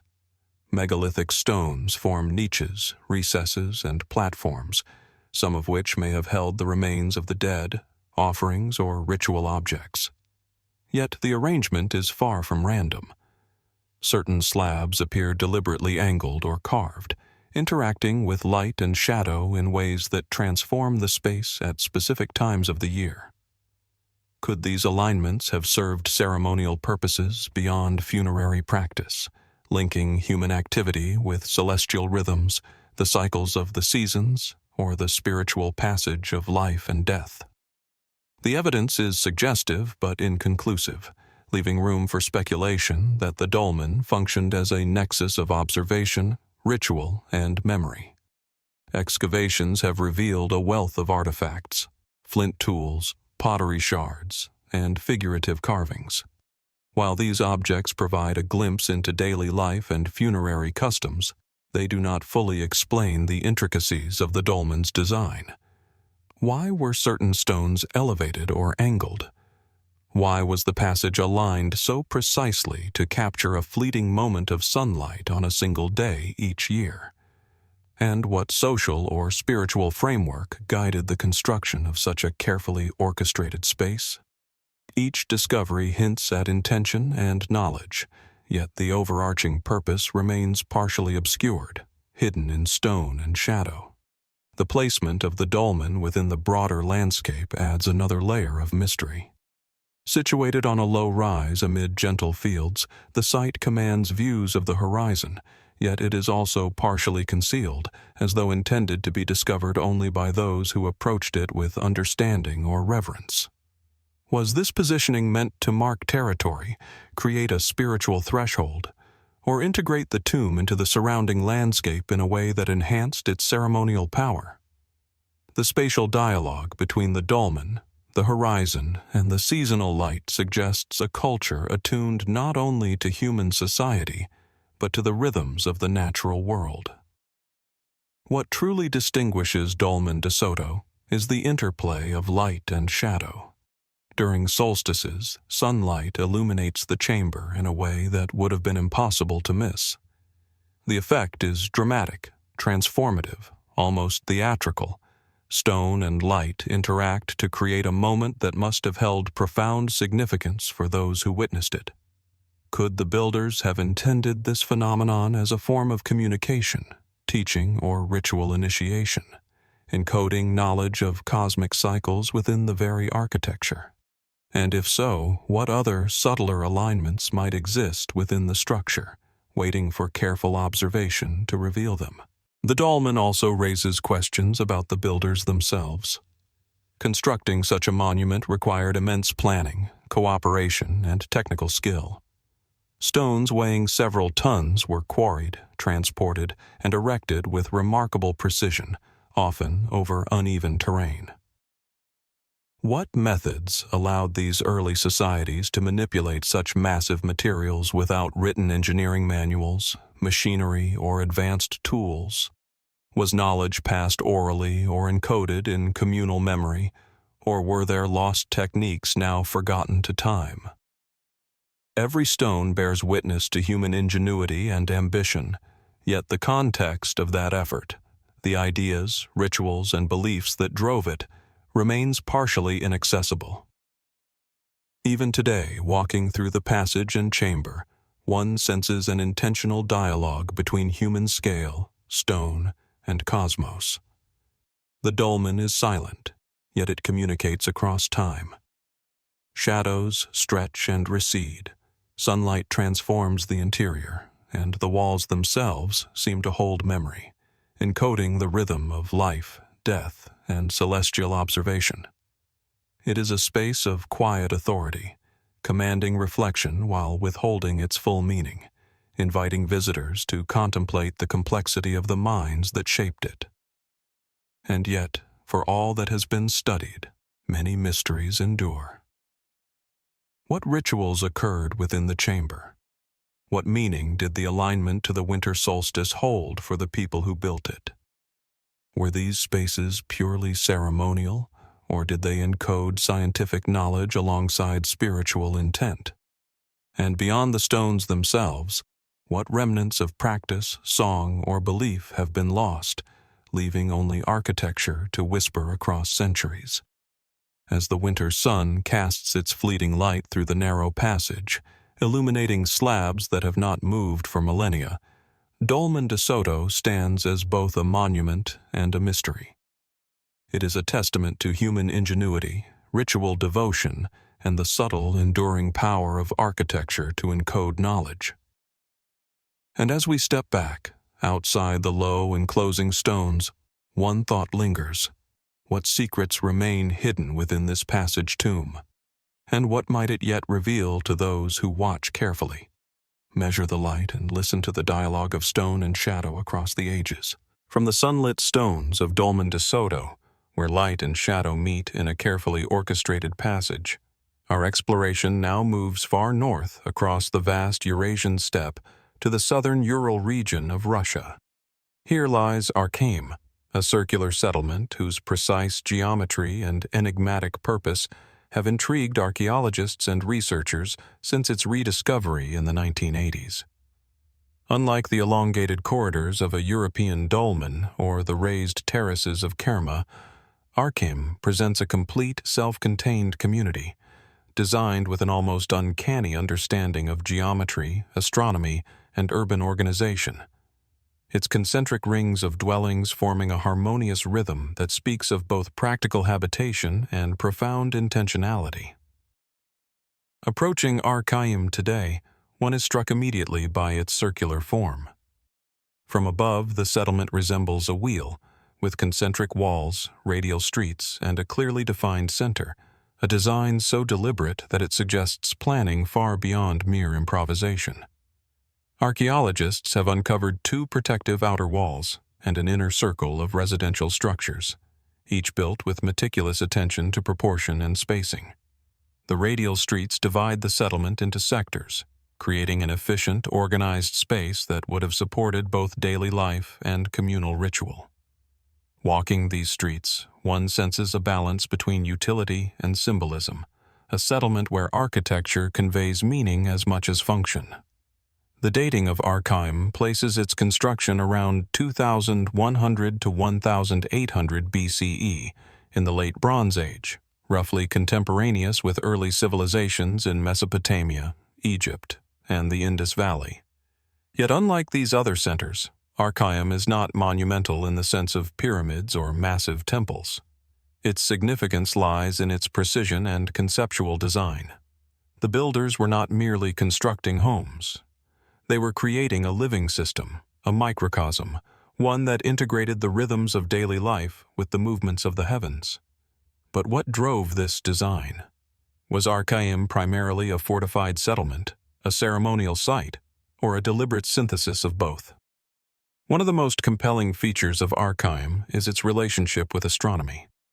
Studies have shown that the settlement's orientation aligns with solstices and key solar positions, suggesting that the people of Arkaim possessed not only practical building skills but also observational knowledge of celestial cycles. Could the radial streets have functioned as markers or sightlines, enabling the community to track the sun and stars? Were these alignments purely practical, helping guide agricultural cycles, or were they deeply symbolic, integrating human activity with cosmic order? The precision of these alignments suggests intentionality that transcends mere coincidence, hinting at knowledge that is now largely inaccessible to us.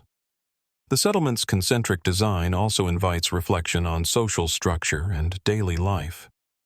Within the inner circle, houses are arranged in a pattern that suggests community cohesion, shared space, and ritual centrality. Each dwelling had hearths, storage areas, and indications of domestic activity, yet the layout implies careful planning to balance individual needs with collective function.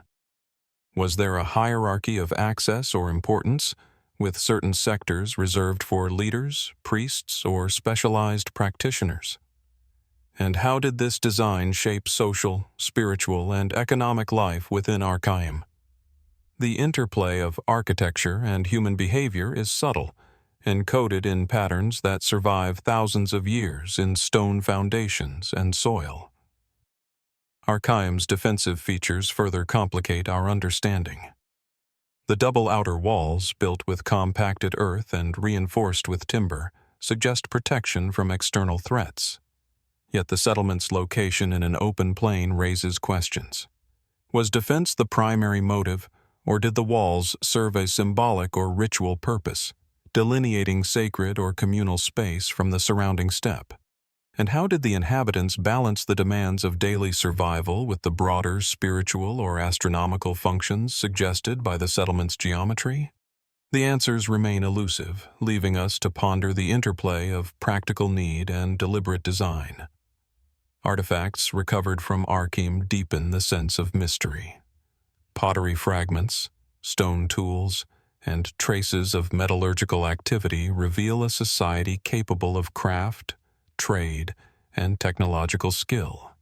Yet no written records exist to explain the settlement's purpose or the beliefs of its builders.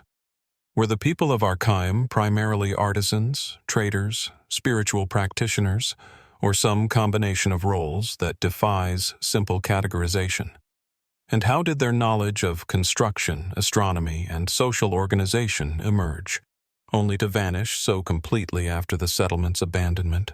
Even today, standing within the circular streets, one is struck by the precision and intentionality of the layout. Shadows stretch along radial walls. Sunlight illuminates central areas with remarkable consistency, and the geometry of the settlement continues to resonate with those who walk its paths. There is a subtle rhythm to Arkaim, a dialogue between human design, natural environment, and celestial patterns, inviting both awe and speculation. How much of this was meant to be understood by the inhabitants themselves, and how much was encoded for posterity, a silent testament to knowledge we may never fully recover? The question of abandonment adds yet another layer to the mystery. Evidence suggests that Arkaim was occupied for only a few centuries before being deserted around 1800 BCE. Archaeologists debate the reasons: climate change, shifting river patterns, external pressures, or internal social factors. Yet the precision of the settlement, the care of its construction, and the sophistication of its astronomical alignments imply a sudden or dramatic cessation rather than a gradual decline. What prompted the community to leave behind such a carefully designed environment? And what knowledge, traditions, or practices disappeared with them, leaving only stone foundations and the faint outlines of radial streets to whisper of human ingenuity? Walking the site today, the visitor cannot help but feel a profound connection to both the people and the cosmos. Arkaim is more than a settlement.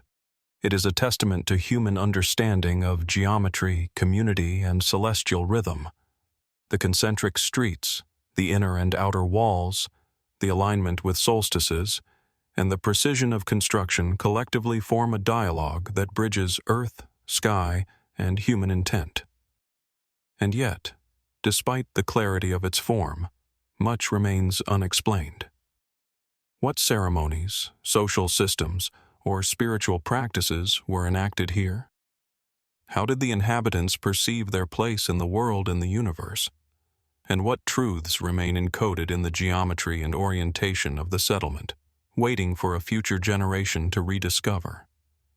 As the sun casts long shadows across the concentric walls of Arkaim, highlighting the radial streets and the central space, the settlement exudes a quiet, enduring presence. It is at once familiar and alien, a human creation that resonates with practicality, cosmic awareness, and profound mystery. And as we step back to observe the settlement from a distance, one question lingers. What hidden knowledge, what lost understanding of astronomy, architecture, and social order lies buried in the circular streets of Arkaim, awaiting those patient enough to study the dialogue between stone, space, and sky? From the circular streets of Arkaim, where geometry and celestial alignment shaped both social and spiritual life, our exploration now carries us thousands of miles southeast to the misty highlands of northern Laos. Here, atop rolling limestone plateaus punctuated by dense jungle and shallow valleys, stretches one of the most enigmatic archaeological landscapes in the world, the Plain of Jars. Scattered across hundreds of square kilometers, colossal stone jars, some nearly 3 meters tall, others more modest in scale, rise from the earth like silent sentinels, their presence as imposing as it is perplexing. From a distance, they resemble the scattered ruins of a forgotten city. Yet on closer inspection, each jar holds the secrets of a culture that remains largely invisible to us today. The first impression is immediately striking. Hundreds of stone containers, carved from granite, sandstone, and conglomerate, are arranged across the plateaus in clusters. Their surfaces are weathered, pitted, and moss-covered, yet their form speaks of deliberate design. Wide mouths, thick walls, and in some cases, subtle decorative elements carved into the stone. Many jars are hollow, suggesting that they were intended to hold something: water, food, ashes, or perhaps offerings. But the original purpose remains the subject of debate. The sheer scale of the jars, some weighing several tons, attests to an advanced knowledge of quarrying, transport, and placement, feats that would challenge even modern engineers without sophisticated machinery. Archaeologists have dated the Plain of Jars to roughly 500 BCE to 500 CE, situating it in the late Iron Age, though evidence is sparse and patchy. Scattered grave goods, fragments of pottery, and occasional burial remains suggest that the jars were connected to funerary practices, possibly serving as urns or markers for cremation or interment. Yet this interpretation explains only part of the mystery.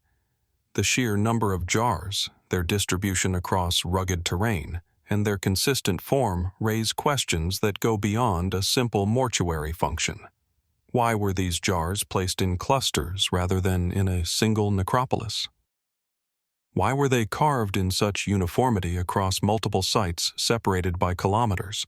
And what ritual or social logic guided their placement? The landscape itself intensifies the sense of mystery. The jars are scattered across hills, ridges, and valleys, often in locations that would have been difficult to reach in antiquity. The paths between them are uneven and sometimes treacherous, yet the arrangement appears deliberate, almost choreographed. Some jars are aligned along ridgelines or positioned in ways that suggest observation of celestial events, although evidence remains inconclusive. Could the builders have encoded astronomical knowledge in the landscape, mapping stars, solstices, or seasonal cycles across the plateaus? Or did the placement reflect spiritual or territorial significance, a visual statement connecting communities to the land in ways now lost to time? The jars themselves are fascinating in their technical execution. Many are hollowed from single stone blocks, their interiors smooth and precise. Some exhibit simple geometric carvings or motifs, while others are bare, emphasizing form over decoration. The size variation is also curious. Why were some jars monumental, while others barely a meter in height? Could size indicate social hierarchy, ritual importance, or symbolic meaning? The lack of written records leaves these questions tantalizingly open, compelling us to speculate about the beliefs, knowledge, and traditions of a culture that left behind only stone, silence, and landscape. Excavations have revealed scattered human remains, sometimes within jars, sometimes nearby, accompanied by modest grave goods such as beads, bronze implements, and ceramic fragments. These findings suggest that the jars were associated with funerary rites, yet the practice appears inconsistent. Some jars were never used for burial, while others contain multiple interments. Were these variations indicative of evolving ritual practices, social distinctions, or regional differences? And why was such care taken in carving, transporting, and placing these stones if their function was primarily utilitarian? The ambiguity remains profound, a tension between evidence and interpretation that gives the plane of jars its haunting quality. The scale of labor involved in creating and positioning these jars raises further questions. Quarrying stone, carving massive vessels, and moving them across uneven plateaus would have required extensive organization, technical knowledge, and human effort. How is this accomplished in a landscape that, even today, feels remote and rugged? Did the process itself carry ritual significance, perhaps connecting community, labor, and spirituality in a form that transcended practical concerns? And if so, what knowledge about engineering, coordination, and social cohesion has been lost, preserved only in the silent presence of the jars? Even today, the plane of jars evokes a sense of awe and uncertainty. Standing among the clusters, one feels the weight of human endeavor, the passage of centuries, and the deliberate interaction between people and landscape. The jars rise like monuments to both life and death, order and mystery, their hollow interiors echoing the silence of the past. Sunlight casts shadows along their forms, shifting with the seasons, perhaps in a pattern that would have been meaningful to those who first placed them here. The experience is simultaneously tangible and ineffable. We can touch the stone, measure its dimensions, and trace the paths between jars, yet the original intent remains largely invisible, a puzzle encoded in stone, scale, and placement. Some researchers have proposed alternative theories. Could the jars have been storage for food or water, designed for long-term community resilience? Or did they serve as ceremonial markers for gathering, ritual observance, or astronomical calculation? Could the clusters represent a lost symbolic language, with arrangement, scale, and form conveying meaning that is now indecipherable? Each hypothesis offers a partial lens, yet none captures the full scope of the mystery, leaving the site suspended between archaeology, speculation, and imagination. As the sun dips behind limestone outcrops, and the wind whispers through the sparse vegetation, the jars exude a quiet, commanding presence. They are monuments not only to the people who carved and placed them, but to the questions that endure across millennia. What knowledge, ritual, and intention guided their creation? What practices and beliefs have been lost, leaving only stone, shadow, and landscape to testify? And how much of their meaning lies still hidden, waiting for future generations to decipher the dialogue between human hands, natural terrain, and the passing of time? The Plain of Jars endures as both a human achievement and a profound enigma. It challenges assumptions about technology, ritual, and social organization in late prehistoric Southeast Asia. And as one steps back to take in the expanse of scattered megaliths across mist-shrouded plateaus, the mind cannot help but wander. What secrets remain buried beneath the soil, concealed within the jars, or whispered in the landscape itself? What knowledge, practice, and cosmology were encoded in these stones, and how much of it will remain forever beyond our grasp, speaking silently across 5,000 years of history? From the scattered stone jars of northern Laos, where monumental vessels rise from the misted plateaus like silent witnesses to ritual and human endeavor, our exploration now carries us across the Pacific to the arid Supe Valley of coastal Peru. Here lies Caral, the oldest known urban center in the Americas, a city whose stone pyramids and terraced plazas have endured for more than 4,500 years. Unlike the enigmatic jars of Laos, Caral presents a full-scale vision of urban planning, monumental architecture, and social organization, a place where human ingenuity met the rhythms of nature to create a society both sophisticated and elusive, a civilization whose record challenges our understanding of early urban life in the New World. Approaching Caral today, the first impression is one of scale and symmetry. The city unfolds across the valley as a series of pyramidal structures, sunken plazas, and terraced platforms, all carefully positioned along the gentle slopes and dry riverbeds of the Supe. The largest pyramid rises 20 meters above the desert floor, its massive stone foundations revealing precise planning and a mastery of engineering that belies its age. Surrounding the monumental cores are smaller mounds, residential areas, and open plazas, creating a cityscape that is simultaneously orderly and enigmatic, a network of spaces for ritual, commerce, and daily life. Archaeologists date Caral to around 2600 BCE, making it roughly contemporaneous with the construction of the pyramids in Egypt, yet it developed independently and in relative isolation. The city's architecture reveals a deep understanding of geometry, proportion, and spatial organization. Plazas are sunken and carefully aligned, facilitating both public gatherings and ritual activities. Pyramids were constructed with alternating layers of stone and adobe, their broad bases tapering to elevated platforms where ceremonial activity likely took place. The precision of these constructions prompts questions that remain unresolved.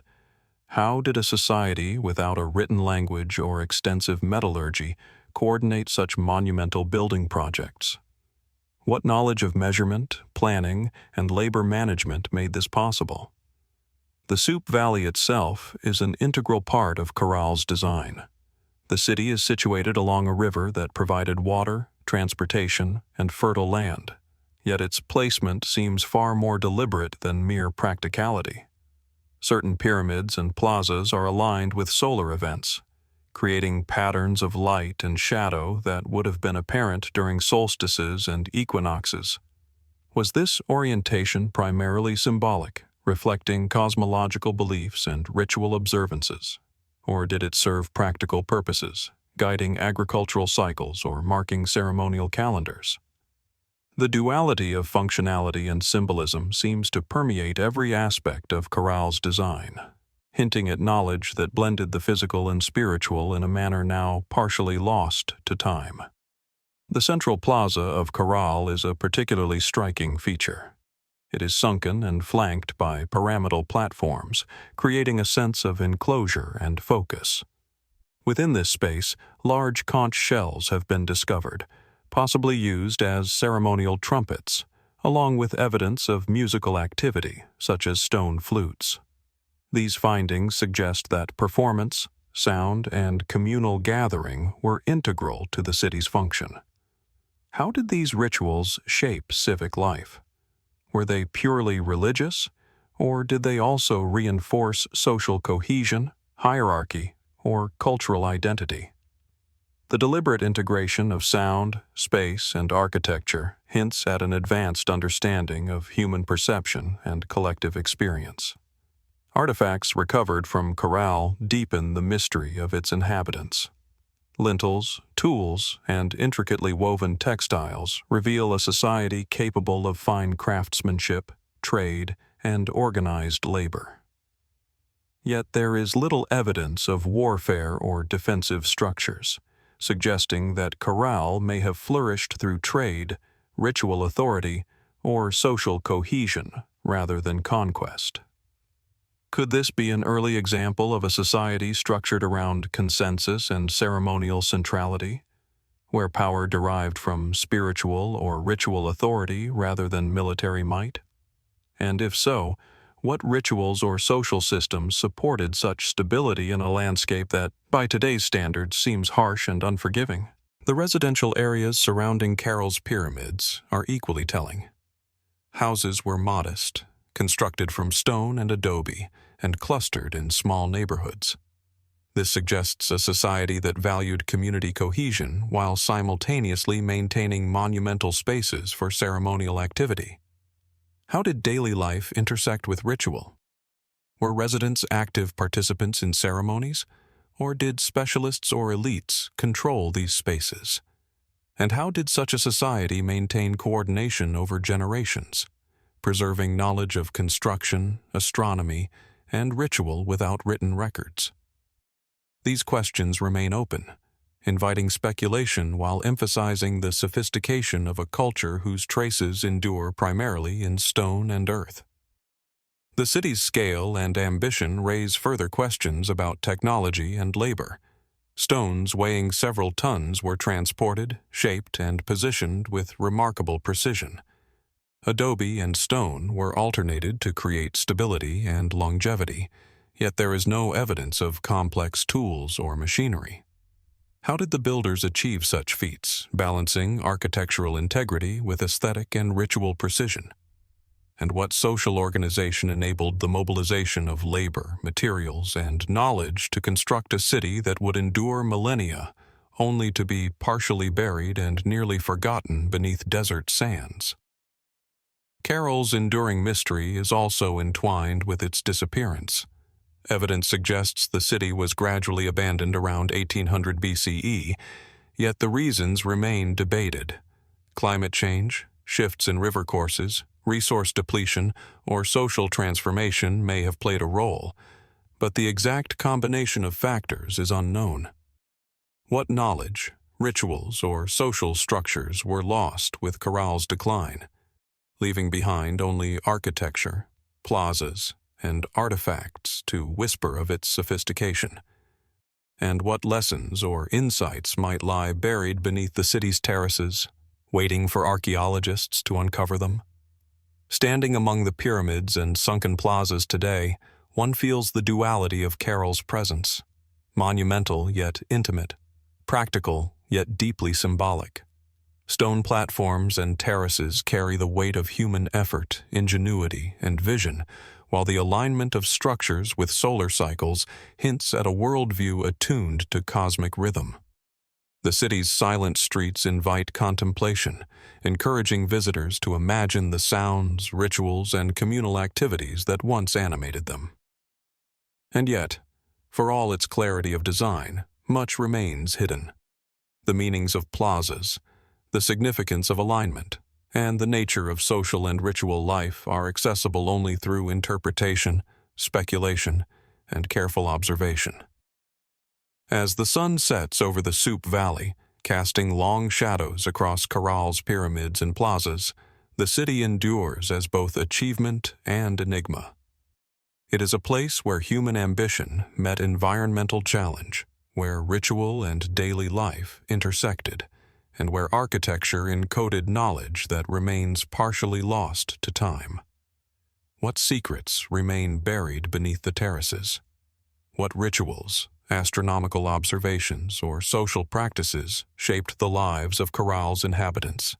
And how much of their understanding, now obscured by millennia, might yet be recovered, offering insight into the dawn of urban civilization in the Americas?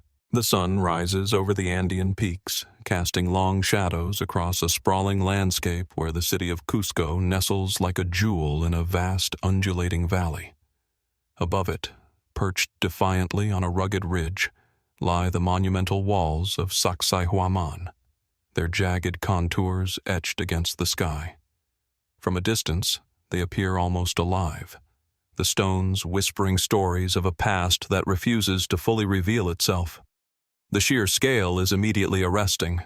Massive blocks of stone, some weighing more than 100 tons, arranged with a precision that seems to defy both gravity and the tools available to the ancient builders. The walls zigzag across the hilltop in a pattern that mimics the teeth of a colossal puma, a sacred symbol to the Inka, yet their construction raises questions that linger centuries later. As one approaches, the craftsmanship becomes even more astonishing. Each stone fits so seamlessly with its neighbor that it is impossible to slide even a single sheet of paper between them. Their surfaces are smooth, and their edges interlock with a meticulous accuracy that modern engineers struggle to replicate without heavy machinery. And yet, there are no visible mortar lines, no traces of cement or binding agents. How were these enormous blocks quarried, transported, and maneuvered into place with such exactitude in an era supposedly devoid of cranes, trucks, or even wheeled vehicles? The more one studies the walls, the more their construction seems to transcend conventional explanation. Mainstream archaeologists point to the Inca mastery of stonework as the most plausible answer. They suggest that, through sheer ingenuity and painstaking effort, workers used bronze and stone tools combined with ramps, levers, and human labor to shape and position the massive boulders. Some speculate that softer stones or wooden implements might have been employed to carve precise fits, while the ancient builders relied on extensive trial and error over decades. Certainly, the Inca were skilled artisans. Their empire stretched across diverse and often treacherous landscapes, and their ability to manipulate stone for both functional and ceremonial purposes is well documented. Yet, even with these explanations, certain aspects remain difficult to reconcile. Take the size and weight of the largest stones. Some of them are estimated to weigh upwards of 200 tons. Transporting them uphill, across steep terrain, without modern machinery, seems almost unimaginable.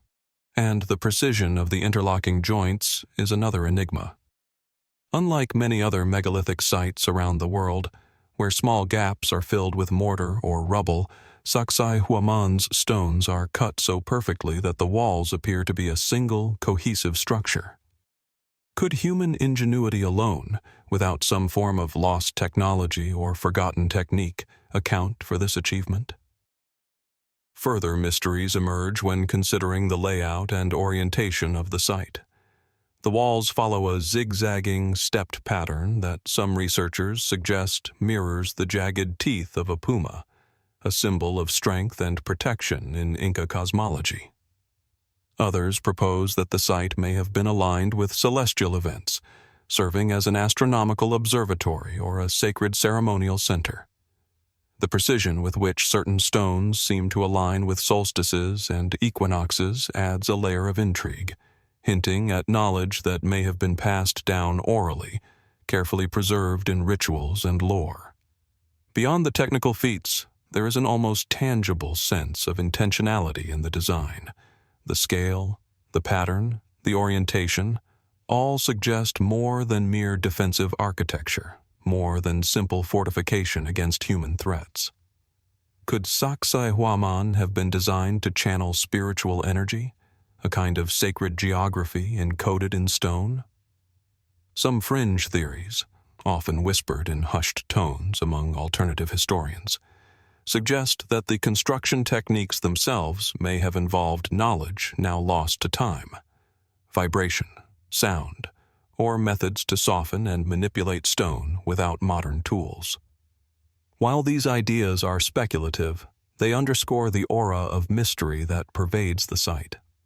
Archaeological digs and studies have revealed traces of labor camps nearby, pottery shards, and tools that confirm the presence of skilled workers. But the questions of methodology remain. How did they coordinate such immense effort across irregular terrain? How did they achieve the uncanny precision that makes modern replication so difficult? And perhaps most intriguingly, why was this site built with such ambition? The scale of the walls suggests an intention to impress, to awe, to communicate something profound to those who approached from the valley below. Was it a show of power, a religious statement, or a combination of both? Walking along the terraces, the enormity of the stones becomes almost oppressive. There is a quiet hum in the air, a sensation that the walls themselves carry the weight of centuries of human endeavor and unanswered questions. Local legends add their own layers to the mystery. Some speak of spirits guarding the stones. Others tell of secret chambers that remain undiscovered, and many emphasize the spiritual connection between the land, the stone, and the people who once walked here. In a way, these stories serve as a bridge between the tangible and the intangible, between what can be measured and what can only be felt. Modern researchers continue to study Sacsayhuamán with advanced tools. Laser scanning, 3D modeling, and geological analysis have revealed more about the sources of the stones, their composition, and the subtle shifts in their placement over time. Yet, for every question answered, new ones emerge. How did the builders achieve such tight joins on irregularly shaped stones? How did they maintain stability on a hill prone to seismic activity? And perhaps most puzzlingly, why has no record survived that explains the exact techniques they used? Some theorists draw parallels with other ancient sites around the world, the pyramids of Egypt, the megaliths of Stonehenge, or the mysterious structures of Easter Island. Across continents and millennia, cultures separated by oceans and time developed methods of moving massive stones with precision and purpose. Was this a convergence of human ingenuity, a universal drive to reach beyond the possible? Or does it hint at knowledge that has been partially lost, hidden within the earth, whispered only in legends? Standing before the walls at sunset, when shadows deepen and the Andes glow with amber light, it is difficult not to feel a profound sense of wonder. Every stone seems deliberately placed, each angle calculated, every gap minimal. The human mind instinctively searches for answers, yet the walls remain silent, offering only their imposing presence and an invitation to imagine. The more one contemplates them, the more the questions multiply. What methods were truly employed? What rituals, beliefs, or purposes guided the builders? What stories lie buried beneath these stones, waiting to be rediscovered? Sacsayhuamán endures as a testament to ambition, skill, and mystery, a site where history and speculation intertwine. Its walls do not yield their secrets easily. They challenge our understanding of what ancient civilizations could achieve. And perhaps that is precisely the point. In the echo of each stone, in the subtle alignment with the sun, in the irregular yet perfect interlocking, there is a quiet reminder that some mysteries are meant not to be solved, but to be felt, pondered, and revered. What knowledge was once commonplace that we have now lost? And how much of the story of Sacsayhuamán remains hidden, waiting for the right mind or the right moment to uncover it? From the sweeping highlands of southern Ethiopia, where the landscape stretches in gentle undulations of grass and volcanic soil, emerge a series of silent sentinels that have watched over the land for millennia. These are the Tiya Megaliths, enigmatic stone monuments scattered across the plains like markers of a civilization long vanished. The stones vary in size. Some barely reach the height of a man, while others tower several meters into the sky. Each is carved with geometric patterns, enigmatic symbols, and occasional anthropomorphic figures that hint at meanings now lost to time. Approaching the site, one is struck by a quiet, almost reverential atmosphere. There is no grand fortress, no palace, no overt display of wealth, just the stones themselves, standing in orderly rows, their silent forms whispering a story that refuses to be fully understood. The sheer age of the Tiya Megaliths invites awe. Archaeologists estimate that they were erected sometime between the 10th and 15th centuries CE, though some studies suggest the possibility of an even earlier origin. Carbon dating of nearby artifacts, including pottery fragments and burial remains, confirms that these stones mark the resting places of ancient people, but beyond that, certainty fades into speculation. Who were the builders of Tiya? And why did they go to such lengths to carve and position these stones with such care? Each megalith is unique, yet they share recurring motifs, concentric circles, wavy lines, swords, and other symbols that resist simple interpretation. Some appear to represent weapons, perhaps indicative of warriors or a culture that revered martial skill. Others suggest spiritual or cosmological significance. Certain carvings are remarkably precise, etched deep into the stone with a consistency that implies both skilled craftsmanship and symbolic intent. The repetition of motifs across the site suggests that these were not random decorations but meaningful signs, messages preserved in stone across centuries. Mainstream archaeology views Tiya primarily as a funerary site, a sacred landscape dedicated to the dead. Excavations have revealed burial pits beneath several stones, often containing skeletal remains, beads, and other personal items. This aligns with broader patterns in the region, where stone monuments frequently serve as markers of social or religious significance.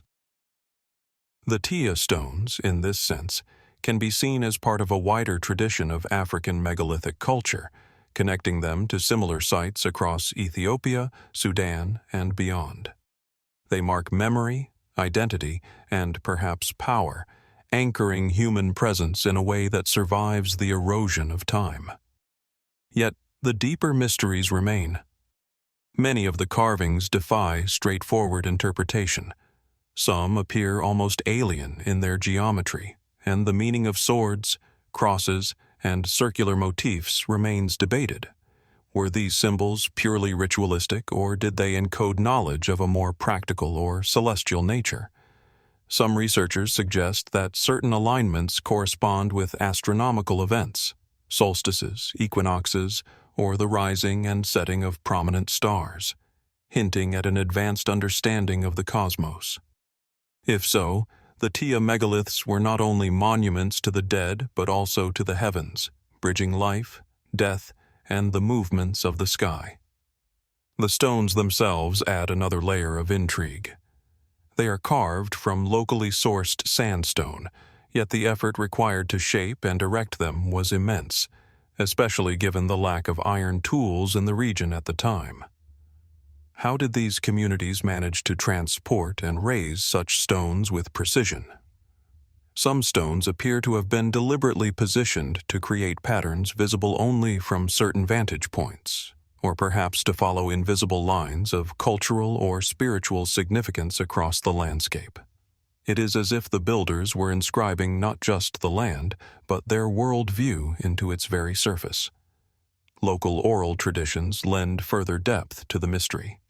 Villagers speak of the stones with a mixture of reverence and awe, recounting stories passed down through generations.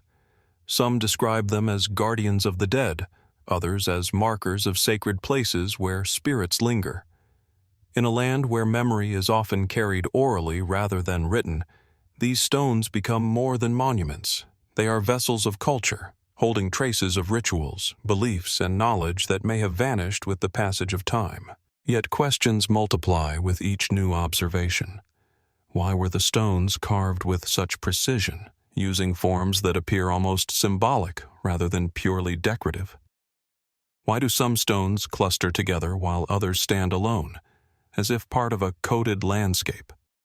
Could the repetition of certain motifs, especially the enigmatic swords, indicate alliances, lineage, or perhaps conflict? And if the site holds astronomical significance, what level of understanding did the builders possess, and how was it encoded in the placement and orientation of these monoliths? Beyond technical and symbolic considerations, the megaliths evoke a profound sense of continuity and connection. Standing among them, one senses the presence of generations who lived, worked, and died in this very landscape.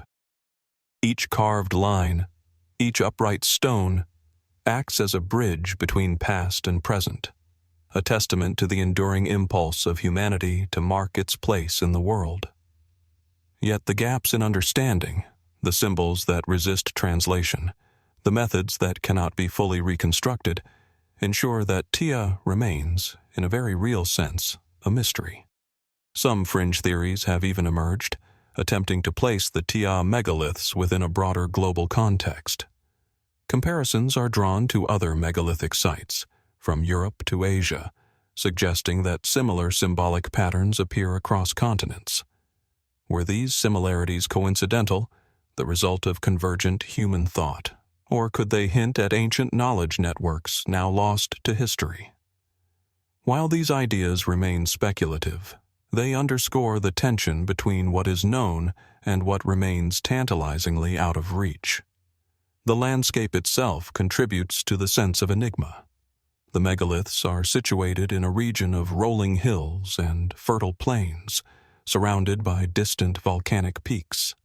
The stones, weathered by centuries of wind and rain, take on an almost organic quality, as though they have grown from the earth itself rather than being placed upon it. Shadows stretch across the carvings at sunrise and sunset, altering their appearance and revealing details otherwise unnoticed. In moments like these, the site feels less like an archaeological curiosity and more like a living, breathing testament to human intention and mystery. Modern technology has revealed more than ever before. Photogrammetry, 3D scanning, and geophysical surveys have allowed researchers to map subtle features of the site, uncover hidden alignments, and document carvings that are barely visible to the naked eye. Even so, no amount of scanning or excavation can fully answer the most fundamental questions. Why were these stones arranged in this precise way? What beliefs, ceremonies, or cultural imperatives drove the builders to invest so much time and effort into their creation? As the sun dips below the horizon, painting the Ethiopian highlands in shades of amber and violet, the Tiya Megaliths seem to exhale a quiet, enduring presence. They are reminders that human ambition, ritual, and artistry can create monuments that withstand not just the erosion of stone, but the erosion of memory itself. And yet, in their silence, they also invite curiosity, reflection, and wonder. For all the study, for all the excavation and theorizing, the full story of Tiya remains elusive. What did these stones mean to the people who built them? What knowledge has been lost, and what truths lie encoded in their patterns, waiting to be rediscovered? And perhaps most profoundly, how much of the human story inscribed in stone across landscapes like Tiya, remains hidden, waiting for someone to listen carefully enough to hear it. Far across the vast expanse of the South Pacific, where the ocean stretches unbroken to the horizon, rises a solitary island, its volcanic cliffs and rolling plains punctuated by silent stone sentinels. This is Easter Island, or Rapa Nui, a place both remote and mesmerizing, where human ingenuity has left its most enigmatic signature. Along the island's rugged southern coast, on a rocky plateau that seems to meet the sky, stands Ahu Vinapu, one of the most extraordinary ceremonial platforms of the Rapa Nui people. Unlike many of the more famous Moai sites scattered across the island, Ahu Vinapu commands attention not through the height of its statues, but through the astonishing precision of its stonework, a precision that continues to baffle researchers and architects alike. The platform stretches along the slope of the volcanic ridge, its base formed of massive basalt stones meticulously cut and fitted together without mortar. Each block is shaped with such exacting care that the joints are nearly seamless, the surface so smooth that it seems almost polished by unseen hands. Unlike the megalithic walls of other cultures, where stones may follow rough contours or be bound with mortar, here at Ahu Vinapu, the stones interlock with geometric perfection, their straight edges forming lines and angles that suggest careful planning and architectural sophistication. Walking along the edge of the platform, it is impossible not to feel a sense of awe. This is work that required extraordinary knowledge of stone and structure, as well as immense effort in transporting and placing rocks weighing several tons. Mainstream archaeologists trace Ahu Vinapu to the later centuries of Rapa Nui civilization, likely built around the 15th or 16th century CE, part of a broader tradition of ceremonial platforms, or Ahu, that supported Moai statues. The construction techniques of these platforms, though impressive, are often explained through the lens of human ingenuity. A combination of simple tools, ropes, and sheer coordinated labor allowed the Rapa Nui people to shape volcanic stone and erect these massive structures on uneven terrain. It is plausible that knowledge passed orally across generations enabled them to achieve structural stability in ways that would seem almost impossible at first glance. Yet, as with many ancient sites, the more one examines Ahu Vinapu, the deeper the questions become. The precision of the stonework, particularly at the base of the platform, has drawn comparisons to megalithic constructions far removed in time and geography, including the stone walls of Sacsayhuamán in Peru. Some researchers have noted that the angles and fitting of the stones at Ahu Vinapu are so precise that they resemble Inka polygonal masonry, raising questions about whether this is an extraordinary coincidence or evidence of a more complex exchange of ideas, or even lost techniques across vast oceans. How could such similar engineering feats appear independently in cultures separated by thousands of miles? And if knowledge of these methods was truly local, what enabled such technical skill to emerge in isolation on a remote Pacific island? Beyond technical marvels, there is the cultural and spiritual dimension. Ahu Vinapu, like other Ahu, served as a ceremonial site, a place where the living honored ancestors through the Moai. The platform's orientation is deliberate, facing the sea, perhaps linking the islanders to distant horizons and their ancestors' origins. Some scholars suggest that the precise angles and alignments of the platform may correspond to astronomical phenomena, the solstices, the rising and setting of particular stars, or navigational markers that guided long sea voyages. In a culture so attuned to the rhythms of the ocean and sky, could the platform's geometry reflect knowledge not only of engineering, but of cosmology, a symbolic map of the universe embedded in stone? The stones themselves provoke further speculation. Each basalt block is extraordinarily hard, requiring significant effort to quarry, transport, and shape. How did a relatively small population, with only stone and wooden tools at their disposal, achieve such uniformity and precision? And why choose such labor-intensive techniques rather than simpler construction methods? Some fringe theories propose that vibration, sound, or unknown engineering methods could have assisted in moving and shaping these stones, though no evidence currently substantiates these ideas. Still, the questions linger, magnified by the uncanny similarity of this work to that seen in distant lands. Local Rapa Nui tradition also contributes to the sense of mystery. Oral histories describe the Ahu as sacred spaces where the mana, or spiritual power, of the ancestors resided. The Moai, perched atop these platforms, were not merely statues.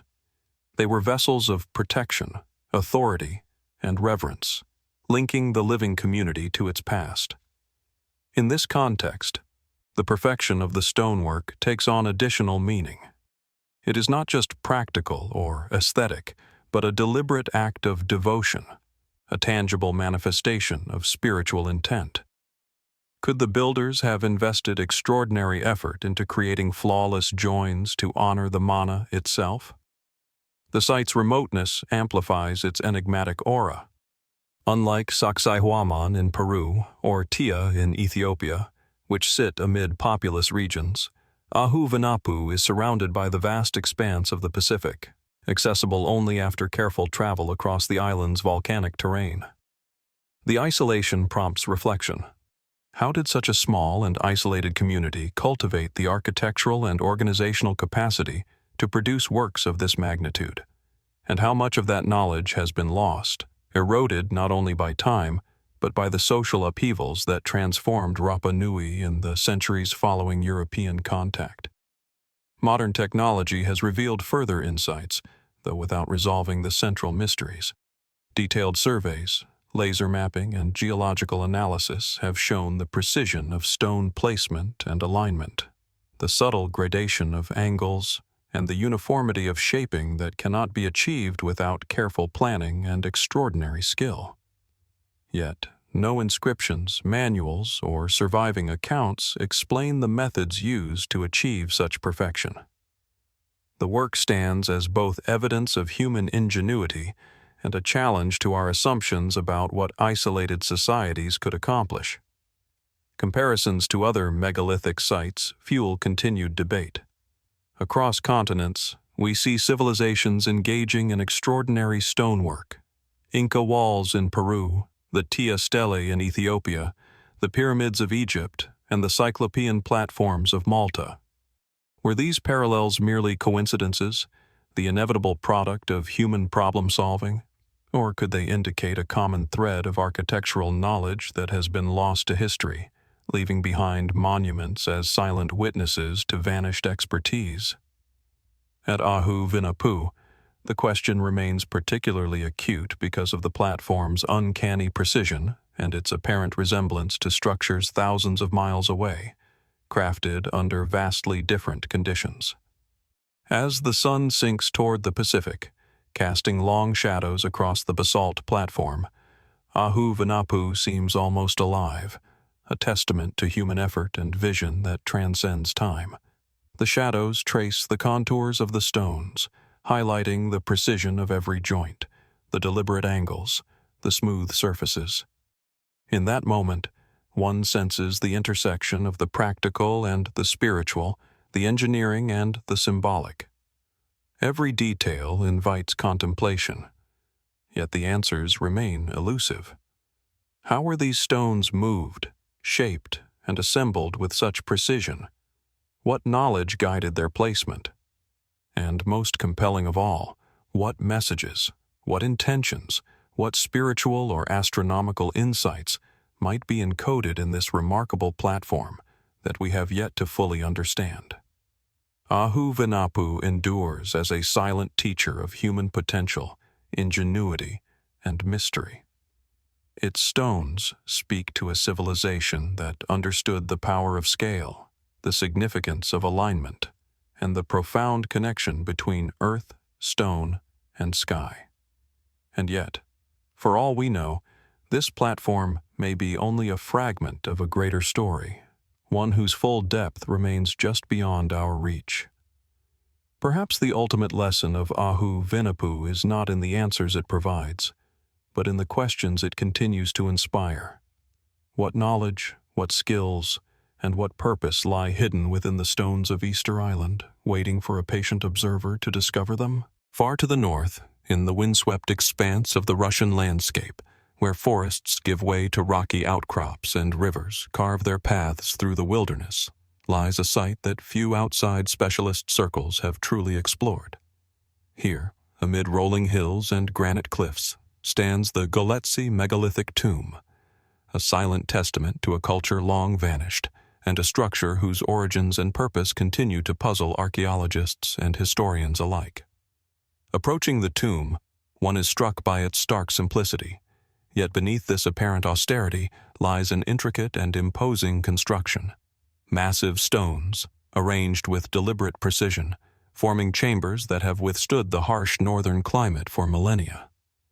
The air is crisp, the forest eerily quiet, and the tomb seems almost to breathe with the weight of its history. The structure itself is a marvel. Enormous granite blocks, some weighing tens of tons, are stacked to form a chambered tomb, their surfaces roughly hewn but fitted with astonishing care.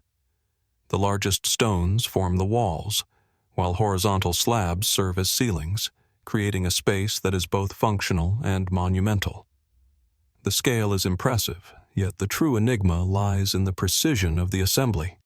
Despite the absence of mortar, the stones interlock in a way that ensures remarkable stability, even in a region prone to severe temperature swings, frost heaving, and earthquakes. Each stone appears chosen not just for size but for shape, weight, and how it complements the surrounding pieces. Mainstream archaeologists attribute the construction to early Bronze Age communities, roughly 4,000 years ago, possibly associated with the northern cultures that flourished along the Ural and Siberian regions.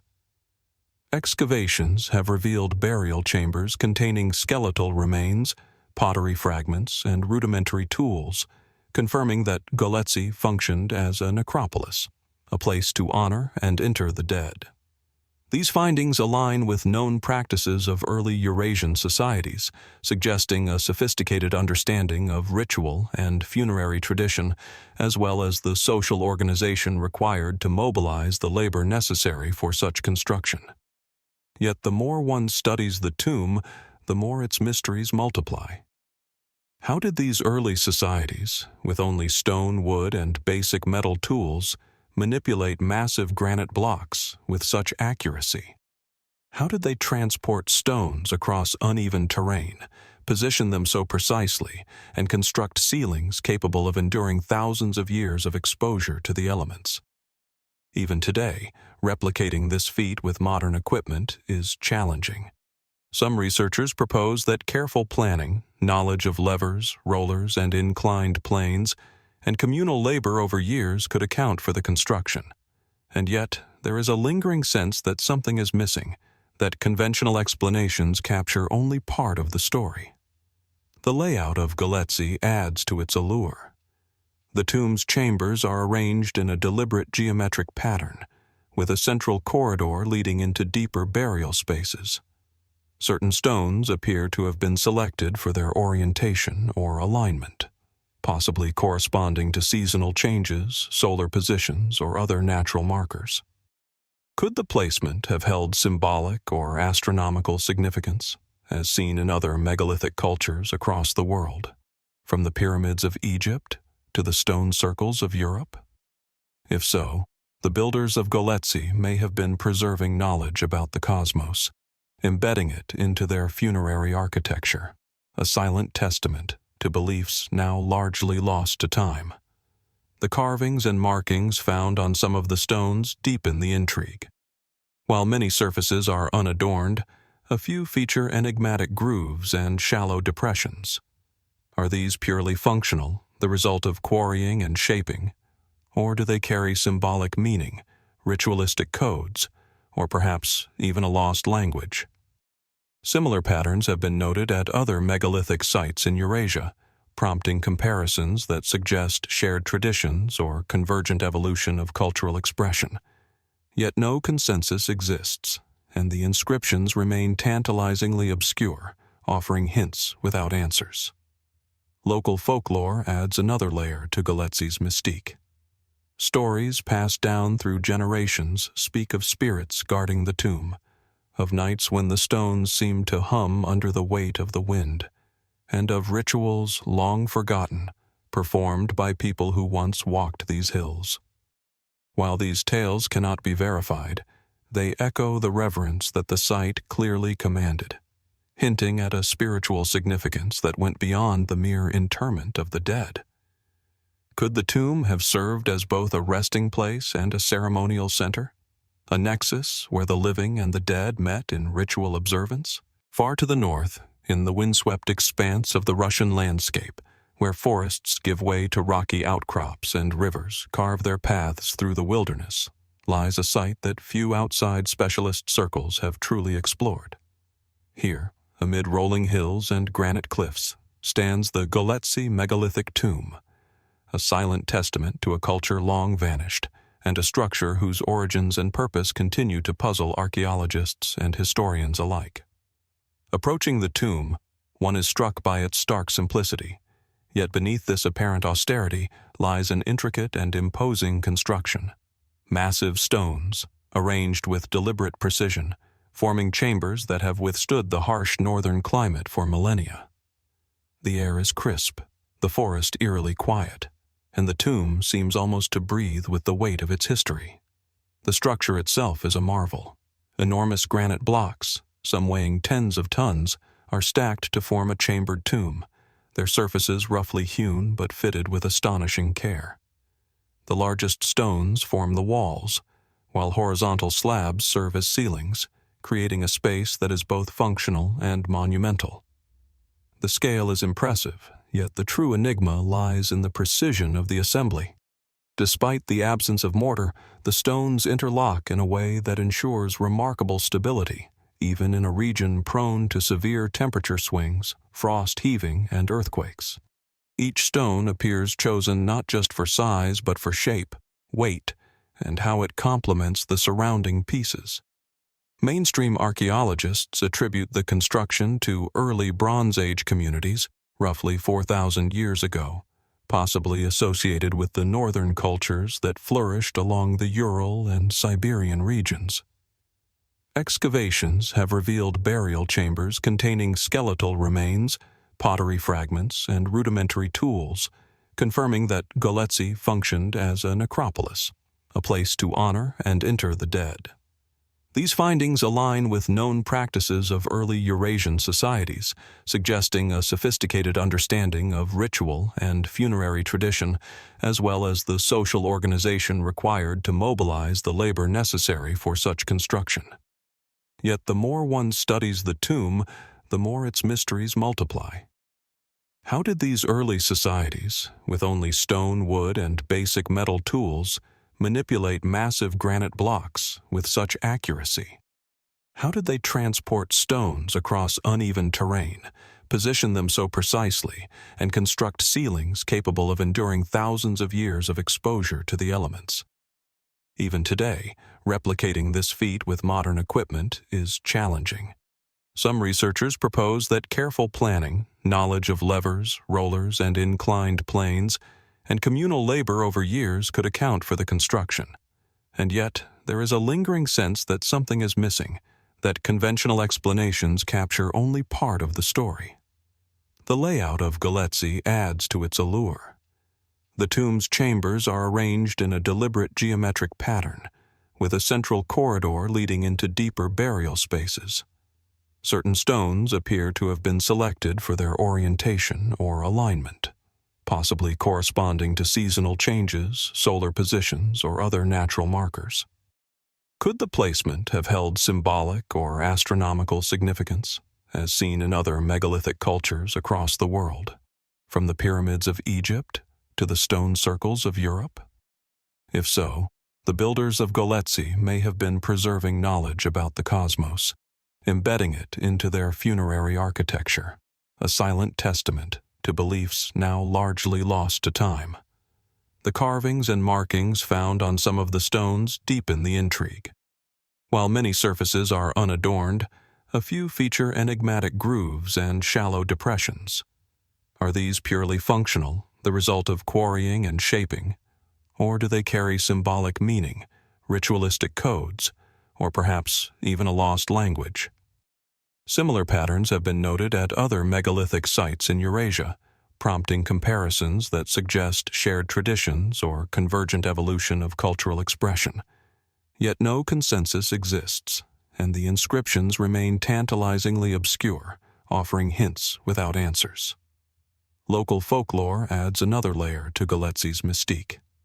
Stories passed down through generations speak of spirits guarding the tomb, of nights when the stones seemed to hum under the weight of the wind, and of rituals long forgotten, performed by people who once walked these hills. While these tales cannot be verified, they echo the reverence that the site clearly commanded, hinting at a spiritual significance that went beyond the mere interment of the dead. Could the tomb have served as both a resting place and a ceremonial center? A nexus where the living and the dead met in ritual observance? In the gentle, rolling countryside of western France, where rivers meander through lush fields and the horizon stretches uninterrupted, there exists a landscape that seems ordinary at first glance. Yet hidden beneath the green slopes and quiet pastures lies a remarkable secret: the Tumulus de Bougon, a sprawling complex of ancient dolmens and burial mounds that have slumbered for more than 6,000 years. From a distance, the mounds appear unassuming, modest rises of earth blending seamlessly with the terrain. But as one approaches, the sense of antiquity becomes palpable. These are not mere hills. They are monuments, carefully constructed by a people whose ambitions and beliefs remain tantalizingly out of reach. The site is composed of multiple tumuli, each containing dolmens made from massive stones, some weighing several tons, arranged to form chambers and passageways. The largest mound, Tumulus A, stretches nearly 50 meters in length, its earthen covering protecting an inner arrangement of carefully stacked stones, creating a subterranean labyrinth. Entering the dolmen is an almost otherworldly experience. The air is cool and still, the stone walls smooth and massive, as if the weight of centuries presses down upon the visitor. The corridors, aligned with deliberate care, suggest intentionality far beyond simple burial needs. There is a rhythm here, a design, a logic that invites speculation about purpose and meaning. Mainstream archaeology dates the Bougon site to the early Neolithic period, around 4,700 to 4,300 BCE, identifying it as one of Europe's earliest monumental burial complexes. Excavations have revealed human remains, pottery shards, flint tools, and ornaments, confirming that these mounds served primarily funerary functions. Yet even with these discoveries, fundamental questions endure. How did small Neolithic communities manage to move and place such enormous stones with only rudimentary tools? How did they conceive of and execute these complex designs without the benefit of written plans or architectural knowledge as we understand it today? The answers remain elusive, teasing the edges of our understanding. The layout of the tumuli adds to the intrigue. Each mound is oriented differently, yet there is an unmistakable pattern to their arrangement across the landscape. Some researchers suggest that the placement corresponds to the rising and setting of the sun at solstices, hinting at an early understanding of celestial cycles. Others propose that the tumuli were positioned according to topography or water sources, aligning with a practical logic as much as a spiritual one. Within the dolmens themselves, the arrangement of stones forms passageways and chambers that appear to have been designed for ritual movement, guiding the living and the dead along specific paths. Could these alignments reflect cosmology, spiritual beliefs, or social hierarchies? The stones remain silent, yet their arrangement feels purposeful, deliberate, and profound. The stones themselves evoke awe. Some are granite slabs weighing several tons, others smaller, yet each was chosen and shaped with care. The precision with which some of the stones interlock, particularly in the more complex chambers, is remarkable, suggesting a sophistication in Neolithic construction techniques that continues to impress modern engineers. How did these early societies plan and execute such works, ensuring stability over millennia? Were there tools or methods lost to time, or was it sheer patience, labor, and ingenuity that produced these enduring monuments? As one studies the carvings and modifications on certain stones, further questions arise. While Bougon is not heavily decorated, subtle grooves and cup marks appear on several surfaces. Some may have been ritualistic in nature, others perhaps practical, serving as points to leverage stones during construction.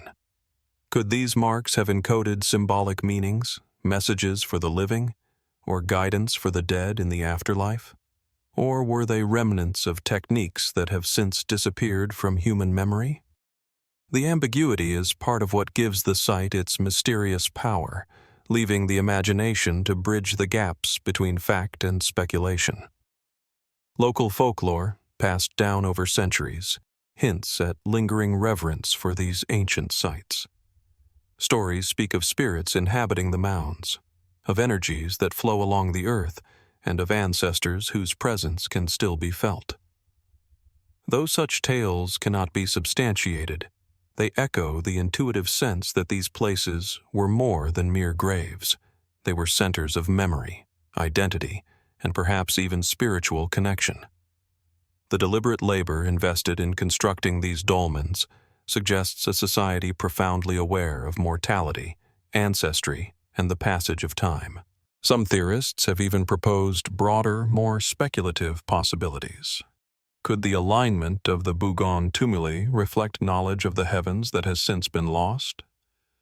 Might the construction techniques or patterns of stone placement hint at a shared architectural knowledge across early Europe, predating more familiar civilizations? While such ideas remain conjectural, they underscore the sense that the Tumulus de Bougon was created with extraordinary intention and insight. It is a reminder that early humans were capable of complex planning, not only for practical survival, but for spiritual and cultural expression. The environment surrounding the tumuli adds another layer of wonder. Situated in a gently rolling plain, the mounds are framed by forests and streams, their subtle rises visible from a distance, yet blending with the natural topography. The interplay of shadow and light across the dolmens changes throughout the day, highlighting textures, angles, and structural details that can go unnoticed at first glance. In these shifting conditions, the site feels alive, as though the landscape itself participates in the mystery, shaping how the monuments are perceived across time. Modern archaeological techniques, ground-penetrating radar, photogrammetry, and careful excavation, have revealed previously hidden details, including subterranean chambers, post holes, and the extent of the site's complex construction. Yet, despite these advances, the tombs retain an air of inscrutability. No inscriptions provide explanations. No records survive to describe the ceremonial practices of those who built them. What motivated these communities to dedicate such immense labor to monuments whose function extended beyond the practical into the symbolic and spiritual? And, most compellingly, what knowledge, beliefs, or understanding of the cosmos guided their creation? Standing among the dolmens, it is impossible not to feel a profound connection to the past.